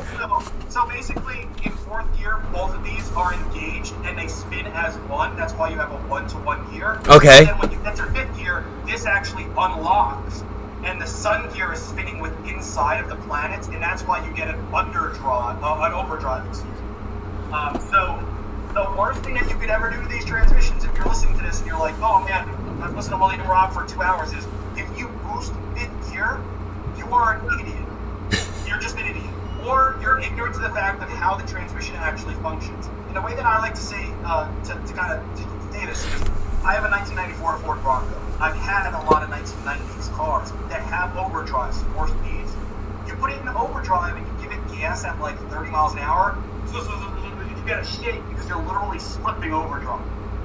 They're not designed for power transmission. They're designed for, you get on the highway at 80 miles an hour, you put it in the 5th gear, you coast at 80 miles an hour, you need to pass someone, downshift it into 4th, accelerate, pass them, nice back into 5th. Okay, now rewind down for idiot levels here for a second. You say boost in 5th gear like I'm driving, I have it in tip mode, and I put it in 5th gear, and you have that, what is that? Because I remember back in the day, you used to be able to tell the TCU to do shift and hold, like not shift and hold and all that funky stuff. So you're saying if somebody was driving down the road and they left it in 5th, because normally if you were to put it in drive or even sport, you push your foot down, it automatically kicks it down. So that's another issue that I just have in general with these transmissions. The stock TCU programming races to 5th gear. And when it races to 5th gear, like it wants to get into 5th gear as fast as, it'll get into 5th gear at 30 miles an hour. Really? Excuse me. Steven, you can back me up on this. That's awful. Honestly, Why? Honestly, you have to get pretty deep into the pedal before it kicks out of 5th gear. Like, you might almost have to get halfway into throttle to get it to kick down. And you know what? On a KO3, KO4 car, you're halfway into throttle, you're either lugging the motor or you're well into boost. Dude, that's so... Shift, go down. A lot of these modern transmissions, like an 8-speed TF, you get into an RS7. It's not in sport mode, it's in D or whatever. Mm-hmm. And you're in 8th gear on the highway doing 80 miles an hour, you tap the gas, it drops the bit. Oh yeah, my buddy, actual Bill Harris, has an RS7, and one of my other customers, I drive her S4, and like these modern 8, yeah, like it's, hey, let's go down. What do you want to do? You know, but at the same time, it'll hold that gear for a long time. Yeah, it's protecting itself. It really is protecting itself by getting out of overdrive into newer transmissions, whereas this older one really doesn't. So in some of the TCUs that Mirza has done, it will still go into 5th pretty quickly, but you know what? You give it more like 10% throttle downshifts, which is obviously smart. I like that. But for those people who have been in a car with me, unless I'm on the highway, I'm never in 5th gear. Literally never. If I'm doing 40, 50 miles an hour, I'm still in 4th gear. I don't care about fuel.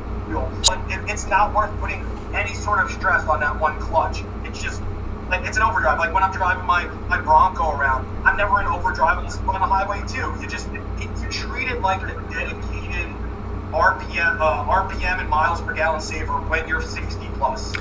And unfortunately, the stock programming doesn't do that. So let me ask you, would it almost be one of those things, if you were a B5S4 owner and you had a highly modified B5S4 that you already have done all this stuff, it sounds like you don't ever even just put the car into drive. You're always driving the thing in tip mode. Yeah, I would say 99.99% of the time I'm in tip mode. The only times I would ever put it in D is like, you know, sometimes you're just like so beat and so tired and done with the day. Right on, here. But unfortunately, like now these cars to me, they're toys. So my black car sits in my garage, and if I start it, and I know that we're going out for a beating. It's not going to be sitting in traffic. It's not going to be. I have some really nice roads down here along a river that I live on, and bomb it up and down. Yeah. So me and my girl, we go back a ways, and she's been a daily. She still gets abused daily, but there is a good chance she's going to sit in traffic on her way to Race Wars. Yeah. There's plenty of traffic. Yo, I said. I'll be honest with you. When my car was still automatic, it was in drive most of the time, and like I almost never put it in tip mode unless I was getting ready to do something, you know. And but I never really thought about driving around shifting it all the time. Yeah, but it makes sense now too when you consider how the transmission physically works. Like that with the Sun gear, I mean the Sun clutch in there, the center one's taking all the load. Like, I mean, we need people like you in the world to tell us how shit works, all right? Yeah, I mean, like I said, there is some level of common sense to this too. But who thinks about that? Yeah. I mean, hey, that's what 95%, maybe more than 95% of people, if you said like, how does their transmission function, or how does their engine work, or anything, they have no idea what the heck. No, people just aren't that. To save their life. So anyway, where I'm at right now, and I'll try to kind of concise this. They're okay. Stock clutch count. So 5 in the input assembly A and E. I pushed you for it blowing up 2.7s. And like I said, the black car out there probably could throw a rod right now if I went out and was stupid about it. So the next step, and what I'm working on right now, is adding a 6 clutch. Essentially, in order to do that, you have to thin the steels.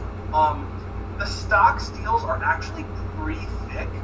They could be thinned quite a bit. Getting someone to do that in terms of professional grinding, and also ideally heat treating those steels like a choline or some type of I think it's Cryotech does that. Is that what you're like? Cryotech does one too. Yeah. There's a couple different ones. That's what I'm kind of sorting out now. So okay. Not only can I offer these clutches, but I could say, listen, if you're having an engine rebuild, transmission rebuild, or to your car, I could literally give you a performance clutch upgrade that's both steels and clutches. And if obviously 5 is holding, I don't know, low 500s per pounds of torque, this should probably hold 600. So what is your end game goal here to sell? Like, are you have a package in mind to try to sell to people? I mean, it's not necessarily a package to sell in regards to like making money. It's really a package that's listen, this is what's proven. I'm not bullshitting you. If you want this, like, here it is. Yeah, you can buy all these bits. And what I've been telling people too is like, listen, I'm not trying to make this a business or anything like that. What I am trying to do is anything that I do sell, all of that money is literally going right back into developing something else. It's almost like a enthusiast passion that's kind of self-fulfilling itself in regards to just keep pushing things forward. And honestly, I really do think that this transmission is going to have a limit where after a 6 clutch, it's done. Whatever a 6 clutch will hold, and maybe a valve body that goes a little bit higher than what I have right now, that is what it is. What do you think will break? Could it be like a 600 horsepower transmission reliably? Yeah, probably. Is it going to be an 800? No, it's not. Really? So what do you think will give? Excuse me? What do you think is going to be the end part that gives? Hypothesizing here. So let's say we get 6 clutches in both. If we keep upping the pressure, we might break a drum. If we have some sort of trauma, we might break a input, like the actual input part of the input shaft. Input drum or the shaft. But both of those are billet replaceable. They're billet replaceable, but I think the issue that kind of runs into is that there's no space to make a deeper drum. There's, unfortunately, a lot of things that can still go wrong that we haven't run into just yet. So usually when you overstack one clutch pack, at some point the other clutch packs start to give. So in an automatic transmission, you have input clutches that lock up and transmit power, and you have other clutches that are called dynamic brake clutches that basically engage and disengage when you're shifting gears to change your gear ratios. Okay. So at some point, you're going to get to to a power capability where even like what I have with ignition cut and things like that to try to save the clutches on the shifts, it's still not going to be enough.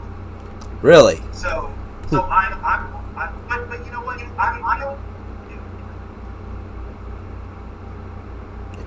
Well, the thing is, I'm okay with that, to be honest, because I'm working on other options that, again, if this is considered a relatively weak transmission and I'm making at least hold kilowatt power very reliably maxed out, what I'm working on now is going to be a huge step in terms of what it can actually handle, and like I said, handling maybe more than a stock iron block can actually take, or be close to that limit.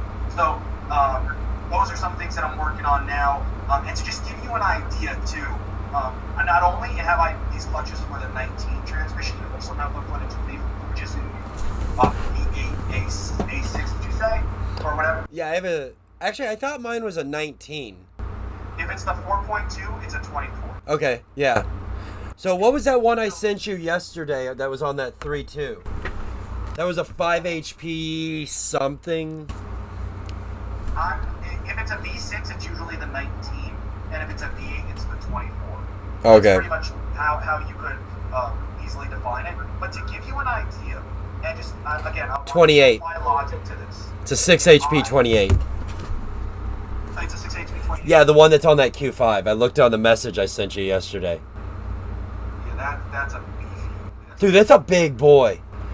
But if I'm getting a 5 HP 19 to hold 450 probably wheel torque and wheel horsepower, and that's without adding a 6th clutch, I legitimately feel like a 24 could hold 900 horsepower. Remember? What's the physical difference? Okay, so this is the input drum. It's painted to signify the difference between another drum. This is a 5 HP 19 input drum. So you can see these fit right on in there. Okay, you want to see a 24? Oh, It's much more massive. wow, okay. And not only is it more massive, look at the height difference. Right, so you got more room to stack more clutches and a larger surface area to start with. Correct. So what's interesting about the 24 is that it's actually an almost an opposite design of the 19 in the sense of, like you said, you have an inner clutch and an outer clutch, right? The inner clutch, which on the 19 is your stun gear, that is in 4th and 5th gear, the tiny one, it's actually flip-flopped in the 24. The inner clutch is for gears 1, 2, and 3, and then a bigger clutch comes in for 4 and 5. So it's actually flip-flopped. Instead of the smaller clutch being for the higher gears, like in the 19, the bigger clutch comes in for the higher gears, which would mean to you, right, that the higher gears in a 24 will hold a ton more torque than the lower gears in a 24. So if you want a transmission that would do 180, 200 miles an hour, or a transmission that will do your long 4th gear pulls, the 24 is your transmission. Yo, I'm seeing a 200 mile per hour A6 in my future. So to give you an idea, I just did this. So here's your baby 19 clutch, right? Yeah. This is your baby 24 clutch. How much significantly bigger it is. Whoa. And stock, there's 5 of these in the 19. There's 6 of these in the 24. Yo, this makes so much sense of why the RS6 is so BA. So don't get me started with the RS6 guys because whatever. That's up for another video. I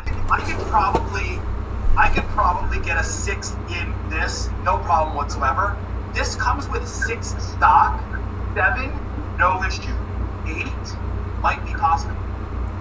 So I'm telling you right now that there was a couple people, and we're going to be talking about that with when I go out to Michigan, that have put a 24 through its paces and have proven that in 4th gear it could hold upwards of 600 wheel torque, bone stock. Yo. So again, I realistically, that if I apply the same logic from the 19 onto the 24, it's an 8, 9, maybe 1,000 horsepower transmission. And honestly, what kind of bugs me is, yeah, the 5HP-19 gets a lot of flack, right, on all forums and everything. The 24 does as well. I mean, you see the RS6 guys say, oh, we need to swap this in a garbage transmission. Anybody who's held any of the clutches of a 24 in their hands or anything, it's a very robust transmission. It has a huge capability, and the only thing that really usually fails on it, besides the valve bodies like the 19, is this input clutch tends to blow out and break. So, let's see. If it has a tendency of blowing out and breaking, what would be a really good option for this clutch, this input drum, to potentially be made out of to hold like 8 or 9 clutches? I'm lost in the question. Steel. Yeah. Wait, do we know anybody who would probably be able to make a billet drum? Oh yeah, we know billet people. Richmond or Michigan. Yeah, he's up in Michigan. We know people in billet. Yeah, I wonder. Go on. That's So you're saying in the 24 that drum is what shatters? Yeah, what usually happens is the snap ring on the outside of it, which literally, the whole purpose of the snap ring is just to hold the clutches in, because the pressure is coming down, kind of on the snap ring, but really on the clutches themselves. Okay. It has a tendency of cracking the lip, which honestly, a lot of people say is because of the valve bodies themselves having issues, which again, might be rectified with our bigger valves and our extra pressures and things like that. But there are actually upgrades to this drum already. But although they are cool and they probably will do exactly what I want them to do in holding like 7 or 8 clutches, it would be nice to get a little bit deeper of a drum, because if you could get 10 clutches in there, you're talking about astronomical power. Really? You're talking about having like a C5 RS6 that honestly could probably blow up the 4.2, which is obviously a very robust motor. Yeah, Reed was saying, like, what is it, north of 700, I think, on stock, and then with you put rods in them, they're well over a G. So Me and him have talked in terms of, like I said, right now I'm kind of offering this, whatever you want to call it, the secret sauce, or the path to holding a 5HP-19 and maxing out a stock 2.7. He wants to do the same for a 24 and the 4.2 with his blower, and I really don't see it as a difficulty, and I will definitely get my hands involved in that. Yeah, I think an A6 or really an S6 like wagon, his supercharger and like a transmission that can hold 800-900 horsepower, just be absolutely hilarious. It'd be something that no one would expect whatsoever, and would really put a hurt on a lot of these newer cars that just would not expect that to be possible until they get up on the highway. And a 4,500-pound car, you know, that supposedly has a slush box that can lines its way right past them. with its motor sitting, with a boat anchor hanging out on its front nose. right for sure. You said you had like 10 sets and you sent a 4 and got very little response. So does it mean you have 6 sets in waiting? 6 sets of... No, I will tell you, since I posted the just kind of like the feeler post, and the reason, again, I didn't put a number on it. I didn't say, hey, I'm selling these for X amount. If you're interested, email me or message me. Every single person that's messaged me, I've either talked to on the phone, have had long messages back and forth telling them exactly the seriousness of why you would even want this, what this could give you, that this is not the only option. Again, I'm not purposely trying to make money. I'm trying to enlighten people, and if somebody really wants this, yes, they're willing to pay for it, as well as follow all the other goodies that other people are selling and other people have that will allow them to handle it. So I will tell you, in the last week or so, I've sold like 15 sets of clutches, something like that. Wow. So what wound up happening, and the reason why I posted that was, so there was that beta test, right, that they put at, and I was under the impression that there was none made besides that. And the reason that gave me that impression was I had reached out to XV after I blew up the motor on the Silver car, and I said, listen, these clutches are performing like enough that I think we're on a 2.7, which is considered a pretty robust motor. And they responded to this. They said, oh, well, that's great. And I spoke to someone at XV that kind of told me that, you know, we really aren't pursuing those that clutch material anymore because it was kind of stepping on the toes of another company that sells that clutch material under their own brand. And I kind of referenced them already earlier on. Yeah, I remember that. Yeah, and essentially what wound up happening was recently they reached out to me again and said, listen, we actually did get a batch of these made because there was somewhat of a handshake agreement that, you know what, Exity USA, which although they have this clutch material available, will only make it for automatic transmissions and will leave the other company with this handshake agreement to do the dual clutch stuff. So basically, where I'm at right now, Mr. Exity, is I'm pretty much going to be one of their go-to people in regards to an account and their racing program to kind of see where these clutches can take us, at least on the ZF platform. So I pretty much have somewhat of a best interest in green light in terms of testing these on an HP-19 24. They've also said that they'd be willing to make them for other transmissions as well, including the 6HP-19, the 6HP-26, 28, and also eventually the 8HP-2, albeit that we really haven't seen any limits with 8HP, but eventually you're going to have RS7s that are making 1,500 horsepower. Oh, it's just a matter of time. At some point, those clutches are going to be needed, and I'm trying to be one of the guys, if not the guy, that kind of helps push that and kind of get that going, hopefully. No, we lost somebody. Yeah, it's all right. I'm recording still, so it's okay. It's part of the system we have. So that's kind of where we're at here in terms of getting this material and some other transmissions, seeing how it does, and based on what we've seen so far, it's a tremendous clutch. It's a tremendous material, so we'll just keep pushing it. Absolutely. I don't know. See, I knew it would work again. Hey, you have been doing there's a lot to your story here. Like, I asked one question and you dove straight in.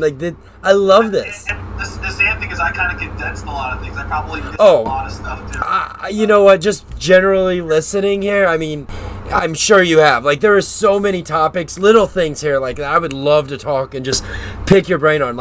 I'm not even necessarily trying to build an automatic, but your story, the inspiration that I'm getting back from, I would dive down that rabbit hole because I'm curious about it now. That's how my mind is. That's how my pocketbook works. That's how I live. I'm building a race car because of that. You and me really haven't chatted. I mean, Steven knows of me, right, for a decade maybe, and a lot of people know me as the William Rob on the groups and on Audi Zine and whatnot here. But it's I'm trying to condense essentially almost a decade worth of stuff into a 2-hour conversation with you, which is obviously hard to do. Yeah. But there's never been more interest and people behind me and in terms of changing the culture and the mindset of a transmission and transmissions, really. Yeah, I mean, that one transmission is affecting all of these markets. I mean, it's kind of crazy that here I could post one video and you know what, not get the most likes or anything, but I'll look back and I'll get 20 messages from people. Dude, okay, tell me what's going on. Right. I spend hours talking to people, just going through kind of what we did here and say this is what I've done, this is what you can do, this is what I'm going to do. If you want a 450 horsepower 5HP-19, it's doable right now. Do it. I'll tell you exactly what to do.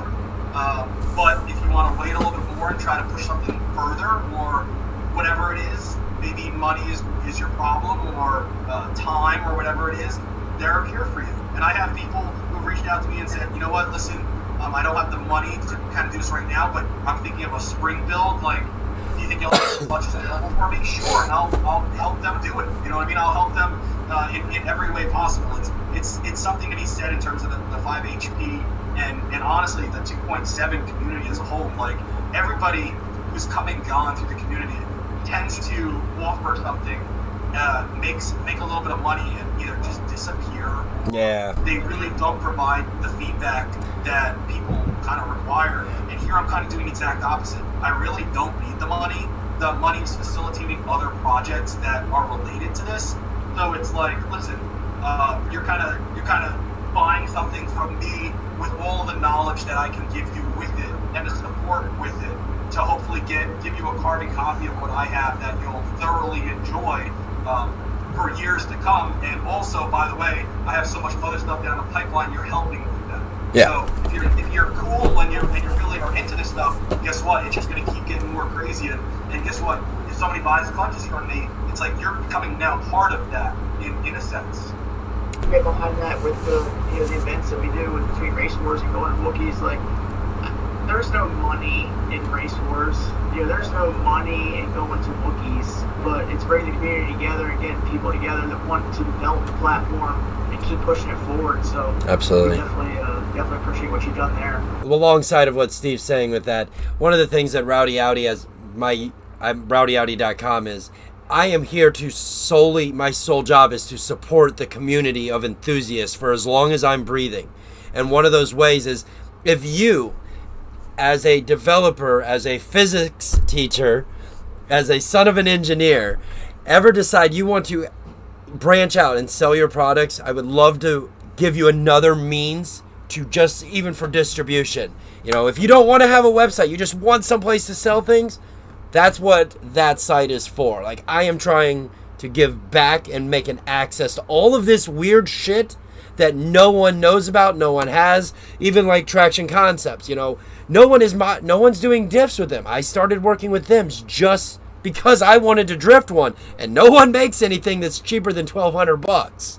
Hey, listen, it's exactly, and that goes back to exactly what I was saying about some of these shops and things like that have done some things in the past. It's, I had somebody just recently reach out to me, and they sent me a message and said that they reached out to a shop, that one of those in New Jersey, and they spoke to the guy on the phone for 30 minutes and we couldn't really get anything out of them. And so they decided to hit me up, and I spent probably an hour and a half with them on the phone, and they were like, listen, if you offered me a transmission right now for $6,000, I would buy it right now. Because you at least are explaining to me the time, the energy, what I'm going to get. Whereas this other person that I spoke to were just saying, oh yeah, we do some stuff here, we do a little bit of valve body work, we get an extra clutch, it'll hold maybe 600 horsepower, but again, it's not really designed for that, so it is what it is. Oh, okay, well let me tell you about my build. Yeah, well, the transmission, it's going to do what it's going to do, you know what I mean? Like, there's some level of humanity into it, and enthusiast into it that... Well, not just that, but consumers like transparency to a level. Like, they like to see value in what they're physically purchasing. Like, I deal with that same thing, just trying to sell a simple job as like a hard carbon cleaning service. Like, what is the benefit of it? But when you pull that intake and you show them a handful of crap, it's like, oh, that's what's sitting in my motor. Or you you have a jar of the shit that comes out of a catch can. Here, this is what just came out. Yeah. Just sucked out of your intake.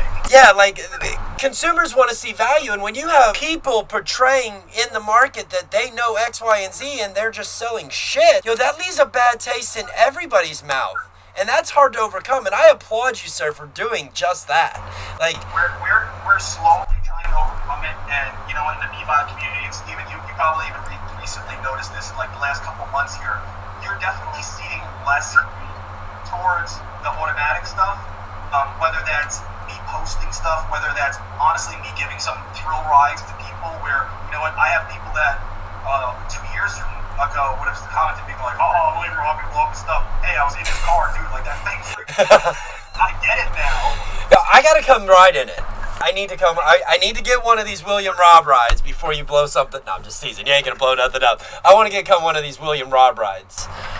I'm gonna have to do this. You say you're going to see Tweeler in July? Supposed to be in February. In February. So we're going in December. Maybe. Fortunately, me and Steven, we almost got together a couple times over the years, and it just never seems to work out.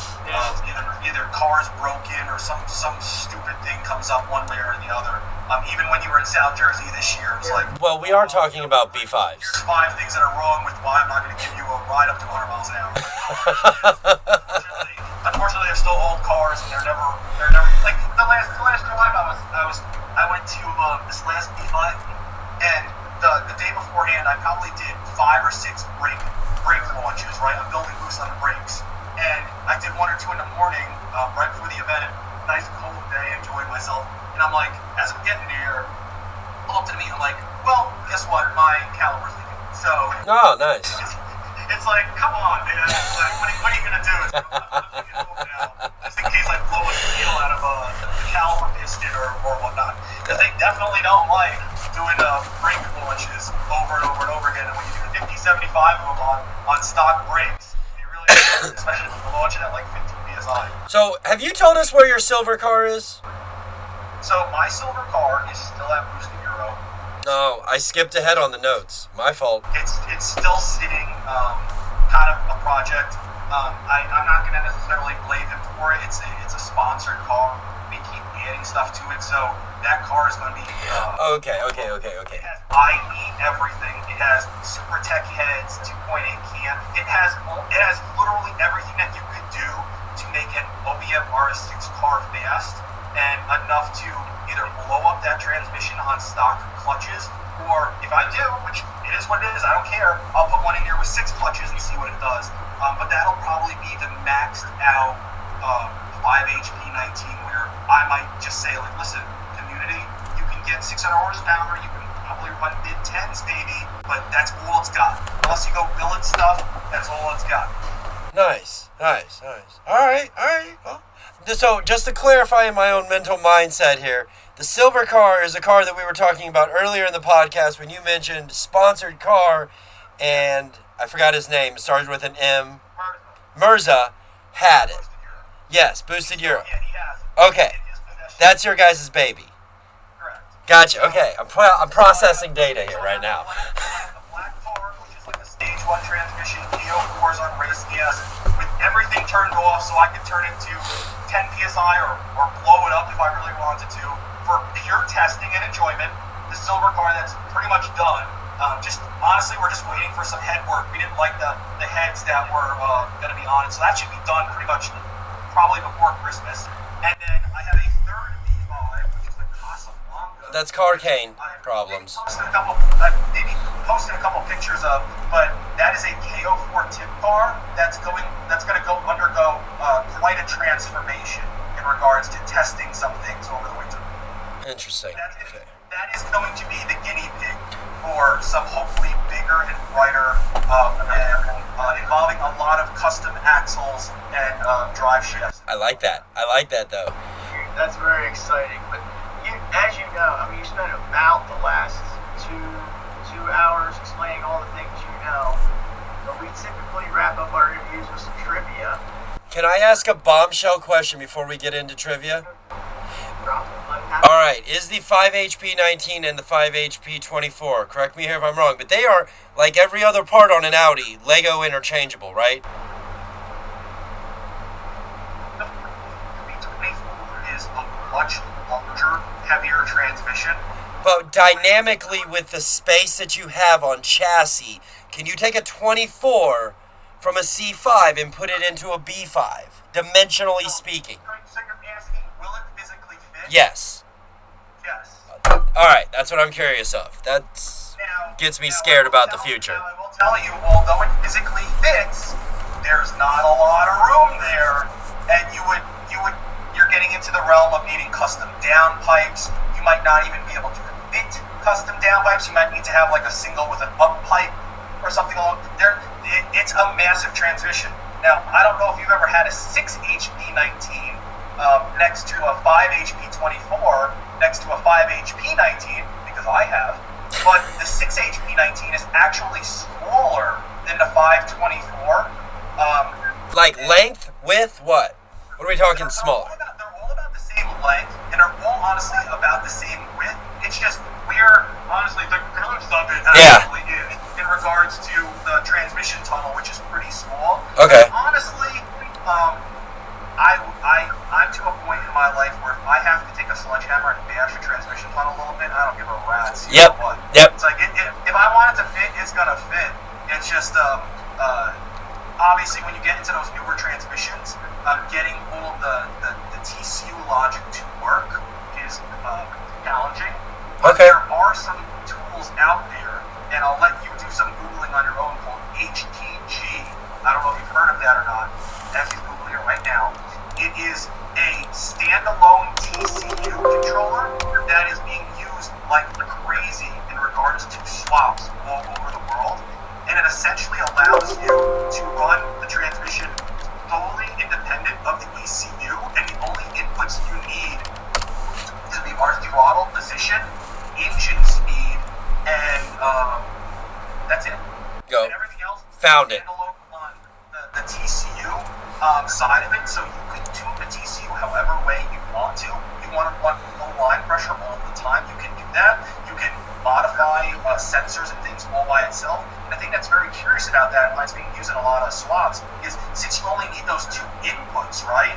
Basically, the wiring and the loom for it is all in itself. Yeah, you're wiring the transmission to this controller, whether it's a mechatronics or whether it's the hard actual loom of, say, like the valve body itself. But everything else, you do not need any special anything going to the ECU. The ECU can act like it's a manual car if you really wanted it to. That's pretty convenient, though. I mean, there's some obvious reasons why you'd want to send power over to it, but the reality is having something that is refined enough to control any transmission. It's that combination that you get, and that's where it really starts to get fun. Yeah, and if you do a little bit of homework on that controller, it's usually applied to dual clutch swaps. Okay. It's applied to 8HP swaps, 6HP swaps, 480K swaps, and this was not available 5 years ago. 10 years ago it was a pipe dream, and now you essentially have this capability of you want to swap an 8HP into, like, say, a rear-wheel drive 8HP into, like, a Fox body Mustang.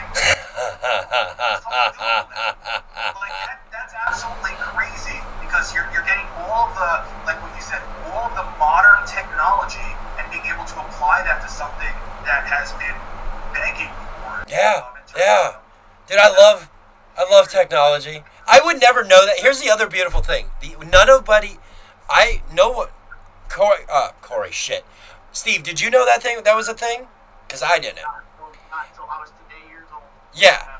So, with that said, like, that's a huge, like, this is what the beautiful part about the internet is. Damn it. Bringing the people together to find out we can make some crazy shit happen. Yeah, Steve, and the sad thing is, either you or myself or both of us are going to get messages from him over the course of the next days, weeks, or months saying, are you saying I could swap an RS7 transmission into a... Yo. So, as a repair tech, as somebody who repairs the VAG often, I have a lot of really weird collection of bits of stuff and I acquire odd stuff all the time. So I'm always down. Yeah. I will definitely tell you that if I run into some roadblocks in terms of applying things for some of these projects, you'll be the first person I reach out to saying, hey, do you happen to have a flex plate from whatever to... You know what? The beautiful... Because I unfortunately am... What? I asked if he had a flux capacitor from Mark III Cabrio. Yeah, right. But yeah, we're getting close to the mental phase in terms of things. So we are seeing what works, what doesn't work, what has to be custom made. And like I said, we're kind of to a point, and I'm saying we because it's me and it's a couple of people that I'm close with who are trying some of things here. And it's kind of to the point where we have such a vested interest. It's like money is really not an option. Not a problem. It's just like, do we have the time? Do we have the capability of doing something? Because at the end of the day, as far as I'm concerned too, if you did want to market something, and I said to you, oh, go to one of these shops and spend $5,000 on a built 5HP-19, or spend 10 or 12 and be able to have an automatic that holds 1,000 wheel horsepower, I think that would be an easy bell to start. There's a market for that. I mean, I don't care who says there's not. There is definitely a market for that. When you consider, people will drop... There's a market for a billet block. There's a market for a transmission that can hold everything that billet can throw at it. Yeah, and the sad thing too is like somebody will buy it. If you're looking at like the gear sets and things that like Levy is using right now in terms of like a dog box, right? It's like, okay, well, you're finally getting a really good dog box that's handling the power and running 8s, right? It's like that was unheard of because you know what, O1Es really don't have the gear ratio or the drivers to do that. It's like you come out with an automatic automatic that is swappable within a relative ease or whatnot that will honestly keep up with the RS3 boys, like run maybe a 9s. Let's say a 9.5 at 140. Like that would sell like hotcakes at 10 grand to whomever you want, because there's still people who love these B5s, and honestly the price of these new cars are so ridiculous that it's like, okay, well, if I love a B5, I'm willing to spend 10 grand to make a B5. I'm waiting. $80,000 modified RS3. So, just imagine an 8 HP 217 and a B5. No, I've imagined. All right, we're done with this. We will have you back to talk more things ZF. Okay, we are going to. Yeah, we are going to break on to trivia. Because, look, nobody we've had has scored better than a 500. Oh, I'm so bad at trivia. I'm gonna embarrass myself. But you're a physics teacher. You got to be smart. It's also related to everything on here is automatic. Yeah, it's all automatic based stuff. Is it 5 HP and not automatic stuff? No. Let's just jump in and get started. We'll figure it out. Oh God, you're gonna edit this my part. Look, there are multiple choice. Make sure you feel like it. First question: who developed the automatic transmission? Soichiro Honda, Colin Chapman, Henry Hoffman, or Earl Thompson? That would be a pure guess to me. Hoffman. No, Hoffman was a famous automotive engineer in the Chicago era in the 1930s. It was Earl Thompson who developed the automatic transmission. What year was that? I can't quite give that away. Other trivia questions, but we'll get to some interesting stuff here. What manufacturer has the automatic with the most forward gears? Ford, General Motors, Mercedes, or Volkswagen? Well, Ford has the 10-speed now, so Ford and GM, because Ford and they combine together. Yeah. There's 10 speed, but there's a special honorable mention that goes out to Honda, who has patented but is yet to enter production, or is in production but released for consumer consumption. They have an 11-speed triple clutch automatic. So instead of a dual clutch, you now have a clutch who is engaged the gear you're in, and one that is holding a gear higher and holding a gear lower. All right. Ready for whichever gear direction you need to go. Yeah, it's crazy. So, go to Honda on that. I'm excited to see it come to market. Just as a mind blow on a thought, thinking about everything that's going into that, I would love to see an exploded diagram when they are made. Well, I'm not sure how soon that will happen. In reading through trivia, one of the things that they talk about with like increasing number of speeds, you still lose the efficiency of the transmission as you're spinning all the additional components with that many more gears, right? Because you're spinning them all the time. Yeah. So then you add more gears. You also add more mass to everything. So like, there's a loss in there. Okay, cool. Yeah, and you're pretty much to the point where it's like you're not going to get them to shift any faster, so you're basically just working off the fact that torque multiplication through the gears.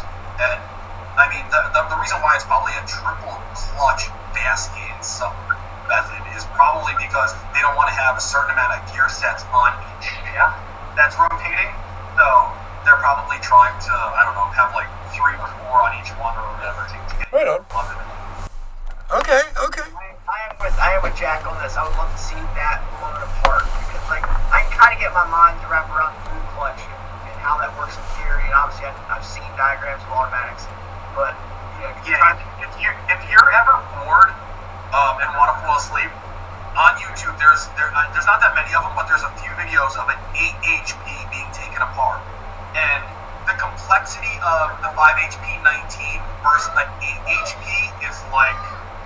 It's like it's a toddler playing with like big Duplo blocks versus like carving something out of it. Yo, have you done a modern day 2021 Lego set? No, that is a Duplo, like no BS. Go buy the Porsche Or go buy the freaking, like... Someone's in like 2,000 pieces.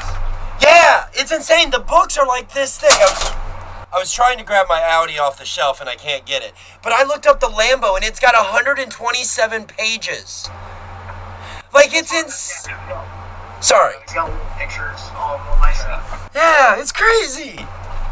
All right. Alright, so you are 1 for 2 thus far, batting 500. That's not Yeah, at least I got one right. Right, so we're going to go the other direction. What is the lowest number of gears in an automatic transmission produced in the last 20 years? This one surprised the hell out of me. I would never expect this. 2, 3, or 4 forward gears in the last 20 years. So you're considering an automatic transmission as something that is in an automobile and has a torque converter, or what's your limitations on that? Because there are technically automatic transmissions in like boats that are one. Yes. It's got to be a production vehicle. Yes, it's powered via a torque converter, a fluid dynamic power transmission device. I'm still gonna go with 1. You are correct. In the Koenigsegg Regera, That's what surprised the shit out of me. converter automatic to transfer power between the electric motor and the gasoline motor to decide which one is delivering power to the rear wheels at any time. Yeah. So that one caught me off guard. So I was like, yeah, this is some kind of it's an automatic, but different power inputs, different gear outputs. It's pretty. When Steve was explaining this, how that system, like earlier today on the phone, roughly worked, like I stopped everything I was doing. I was in the middle of doing a temp sensor on a Volkswagen CC, and I was like, wait, they do what with the electric motors, and then they only have one gear over here? Wait a second, how? It completely threw me off. I spent another hour reading into how that system worked before I could go back and finish this car. That's a trip. Honestly, I was thinking like a cart or some sort of like tricycle type thing that would still be considered an automobile, where it's like you need the capability of having the car or the engine running at some sort of stall speed that's not going to propel it forward really, but you only need one gear. But I didn't even think of the repair. Yeah. It surprised me. Essentially, they Mad Max the hybrid system to shut off the transmission. Like, oh, let's push a button. Oh, then it's all off. Yeah, I love it. So back to your follow-up question to Earl Thomas making or Thompson making the first automatic transmission. What was the first car manufacturer with an automatic transmission, and in what year? Mercedes-Benz in 1932, Dodge Coupe in 1936, Cadillac in 1955, or Oldsmobile in 1942.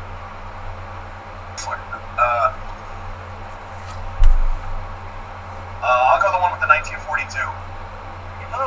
He's coming in strong with the guesses, man. Yo, I think he Googled it. I seen his finger moving on the counter. Alright, how about this? What clutch is this from? That's a clutch from a tricycle from Audi. It's something that's made by VAG. The clutch pattern should tell you dual clutch. This is from a DQ250. See, I've never taken one out, so I don't know what that looks like. See, I have no perspective. Another perspective. We've been light today. Yes. Alright, so look. You've got 3 for 4 correct? Yeah, he's 3 for 4. Like, do I even need to ask the 5th one? He's already batting more than 5. Well, for the list, we have to. We have to put him on the list. Alright, make sure we're on there. It's not over 500 even if I swing and miss on this one. Yeah, are you? Yeah, he's... I don't do baseball scores, so how's that work?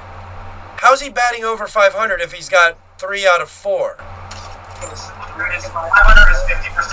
50. Oh, okay, cool. So, hey, I might be Asian, but sometimes my math is a little sketch.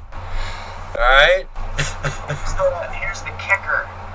What year was the first automated manual transmission?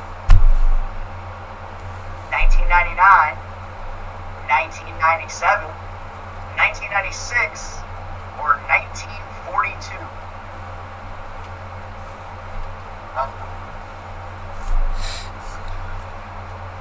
an interesting one because I know that, well, I know Audi used a version of their automatics that were dual clutch in like the 80s. So something before the 80s. So I'm going to 1942 again. He is correct, in 1942. But the dual clutch that used, I'm pretty sure that was not a production car, but 1942. Production car list, man. That is a rule. You didn't say production car. No, I said general. Okay. Fair, but you are a top scorer on the trivia board. Yo. Yeah. For the follow-up for the last question, though, in 1942, the Hudson Commodore used an automated two-speed manual as an attempt to be the first automatic. That makes sense. Yeah, and but they came to more popularity after the late 80s Formula One season when they introduced dual clutch automated manuals. And, I kind of knew that was in the 80s, so that kind of eliminated some of the other choices. I was like, the 40s makes sense. Steve. It essentially trickled down to street cars in the 90s with the E36 M3, with the SMG, the Ferrari 355, and then the Bugatti Zonda, which everybody has one of those, you know. And what was the first VW platform? Was it the TT that had it the first? No, it was actually Volkswagen was the first to market with a DSG transmission. Yeah. And that was 2004 with Yeah. the R32. Are you sure? I think it was a little later than that. I think it was a Mark V. Mark V or Mark 6. Google it, bro. I'm going to. Because I thought when the TT came out, it had the option of a dual clutch. Yeah, but that wasn't until new. It was the same generation as the Golf, sharing the same platform. So in the United States, we got an R32 with a 6-speed manual only, and in the UK and Europe, you can get a DSG Golf R or R32. I'm skimming, sorry. You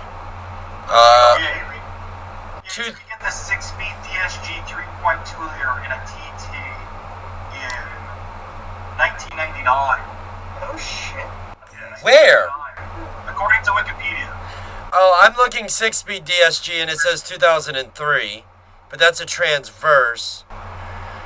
Yeah, I was pretty sure that it was in a TT, and I thought it was the reason why I thought it was in a TT first was because like that was like a really big deal when that came out. Like that was supposed to be like game changing in terms of new technology. So I don't know, but like you said, it's the same platform anyway, so it's the same basic thing anyway. But it fit in the DT or fit in the GTI or fit in the R30, well, same thing. They're all the same. According to Wikipedia, also direct shift gearboxes, the DSG first offer was in 2003 in a transverse format, but it don't say what it was. It was a 6-speed DSG. Yeah, that was the early DQ250. See there, you know more than Wikipedia because it didn't even say that. It's time to plug in your socials or anything you want to follow people. Anything? Contact with you, but it's been a good time for sure. Absolutely, and if anybody's watching this and wants to chat automatic transmissions or anything like that, hit me up, and I will surely tell you the goods. Do keep an eye out whether you're interested or not, because like I said, we're months away, and the spring and the summer 2022 are going to be huge, and you're not just going to see my name pop up, you're going to see some other people's names pop up with some just honestly ridiculous builds that are automatic based, and they're just going to blow up people's minds in terms of what's going on right now. And where can people follow you at? So, the Instagram handle, I keep changing it, I don't even know what it is right now. What are you, what is it right now? It's like Tip S4. William Rob S4, or obviously William Rob on the groups and things like that.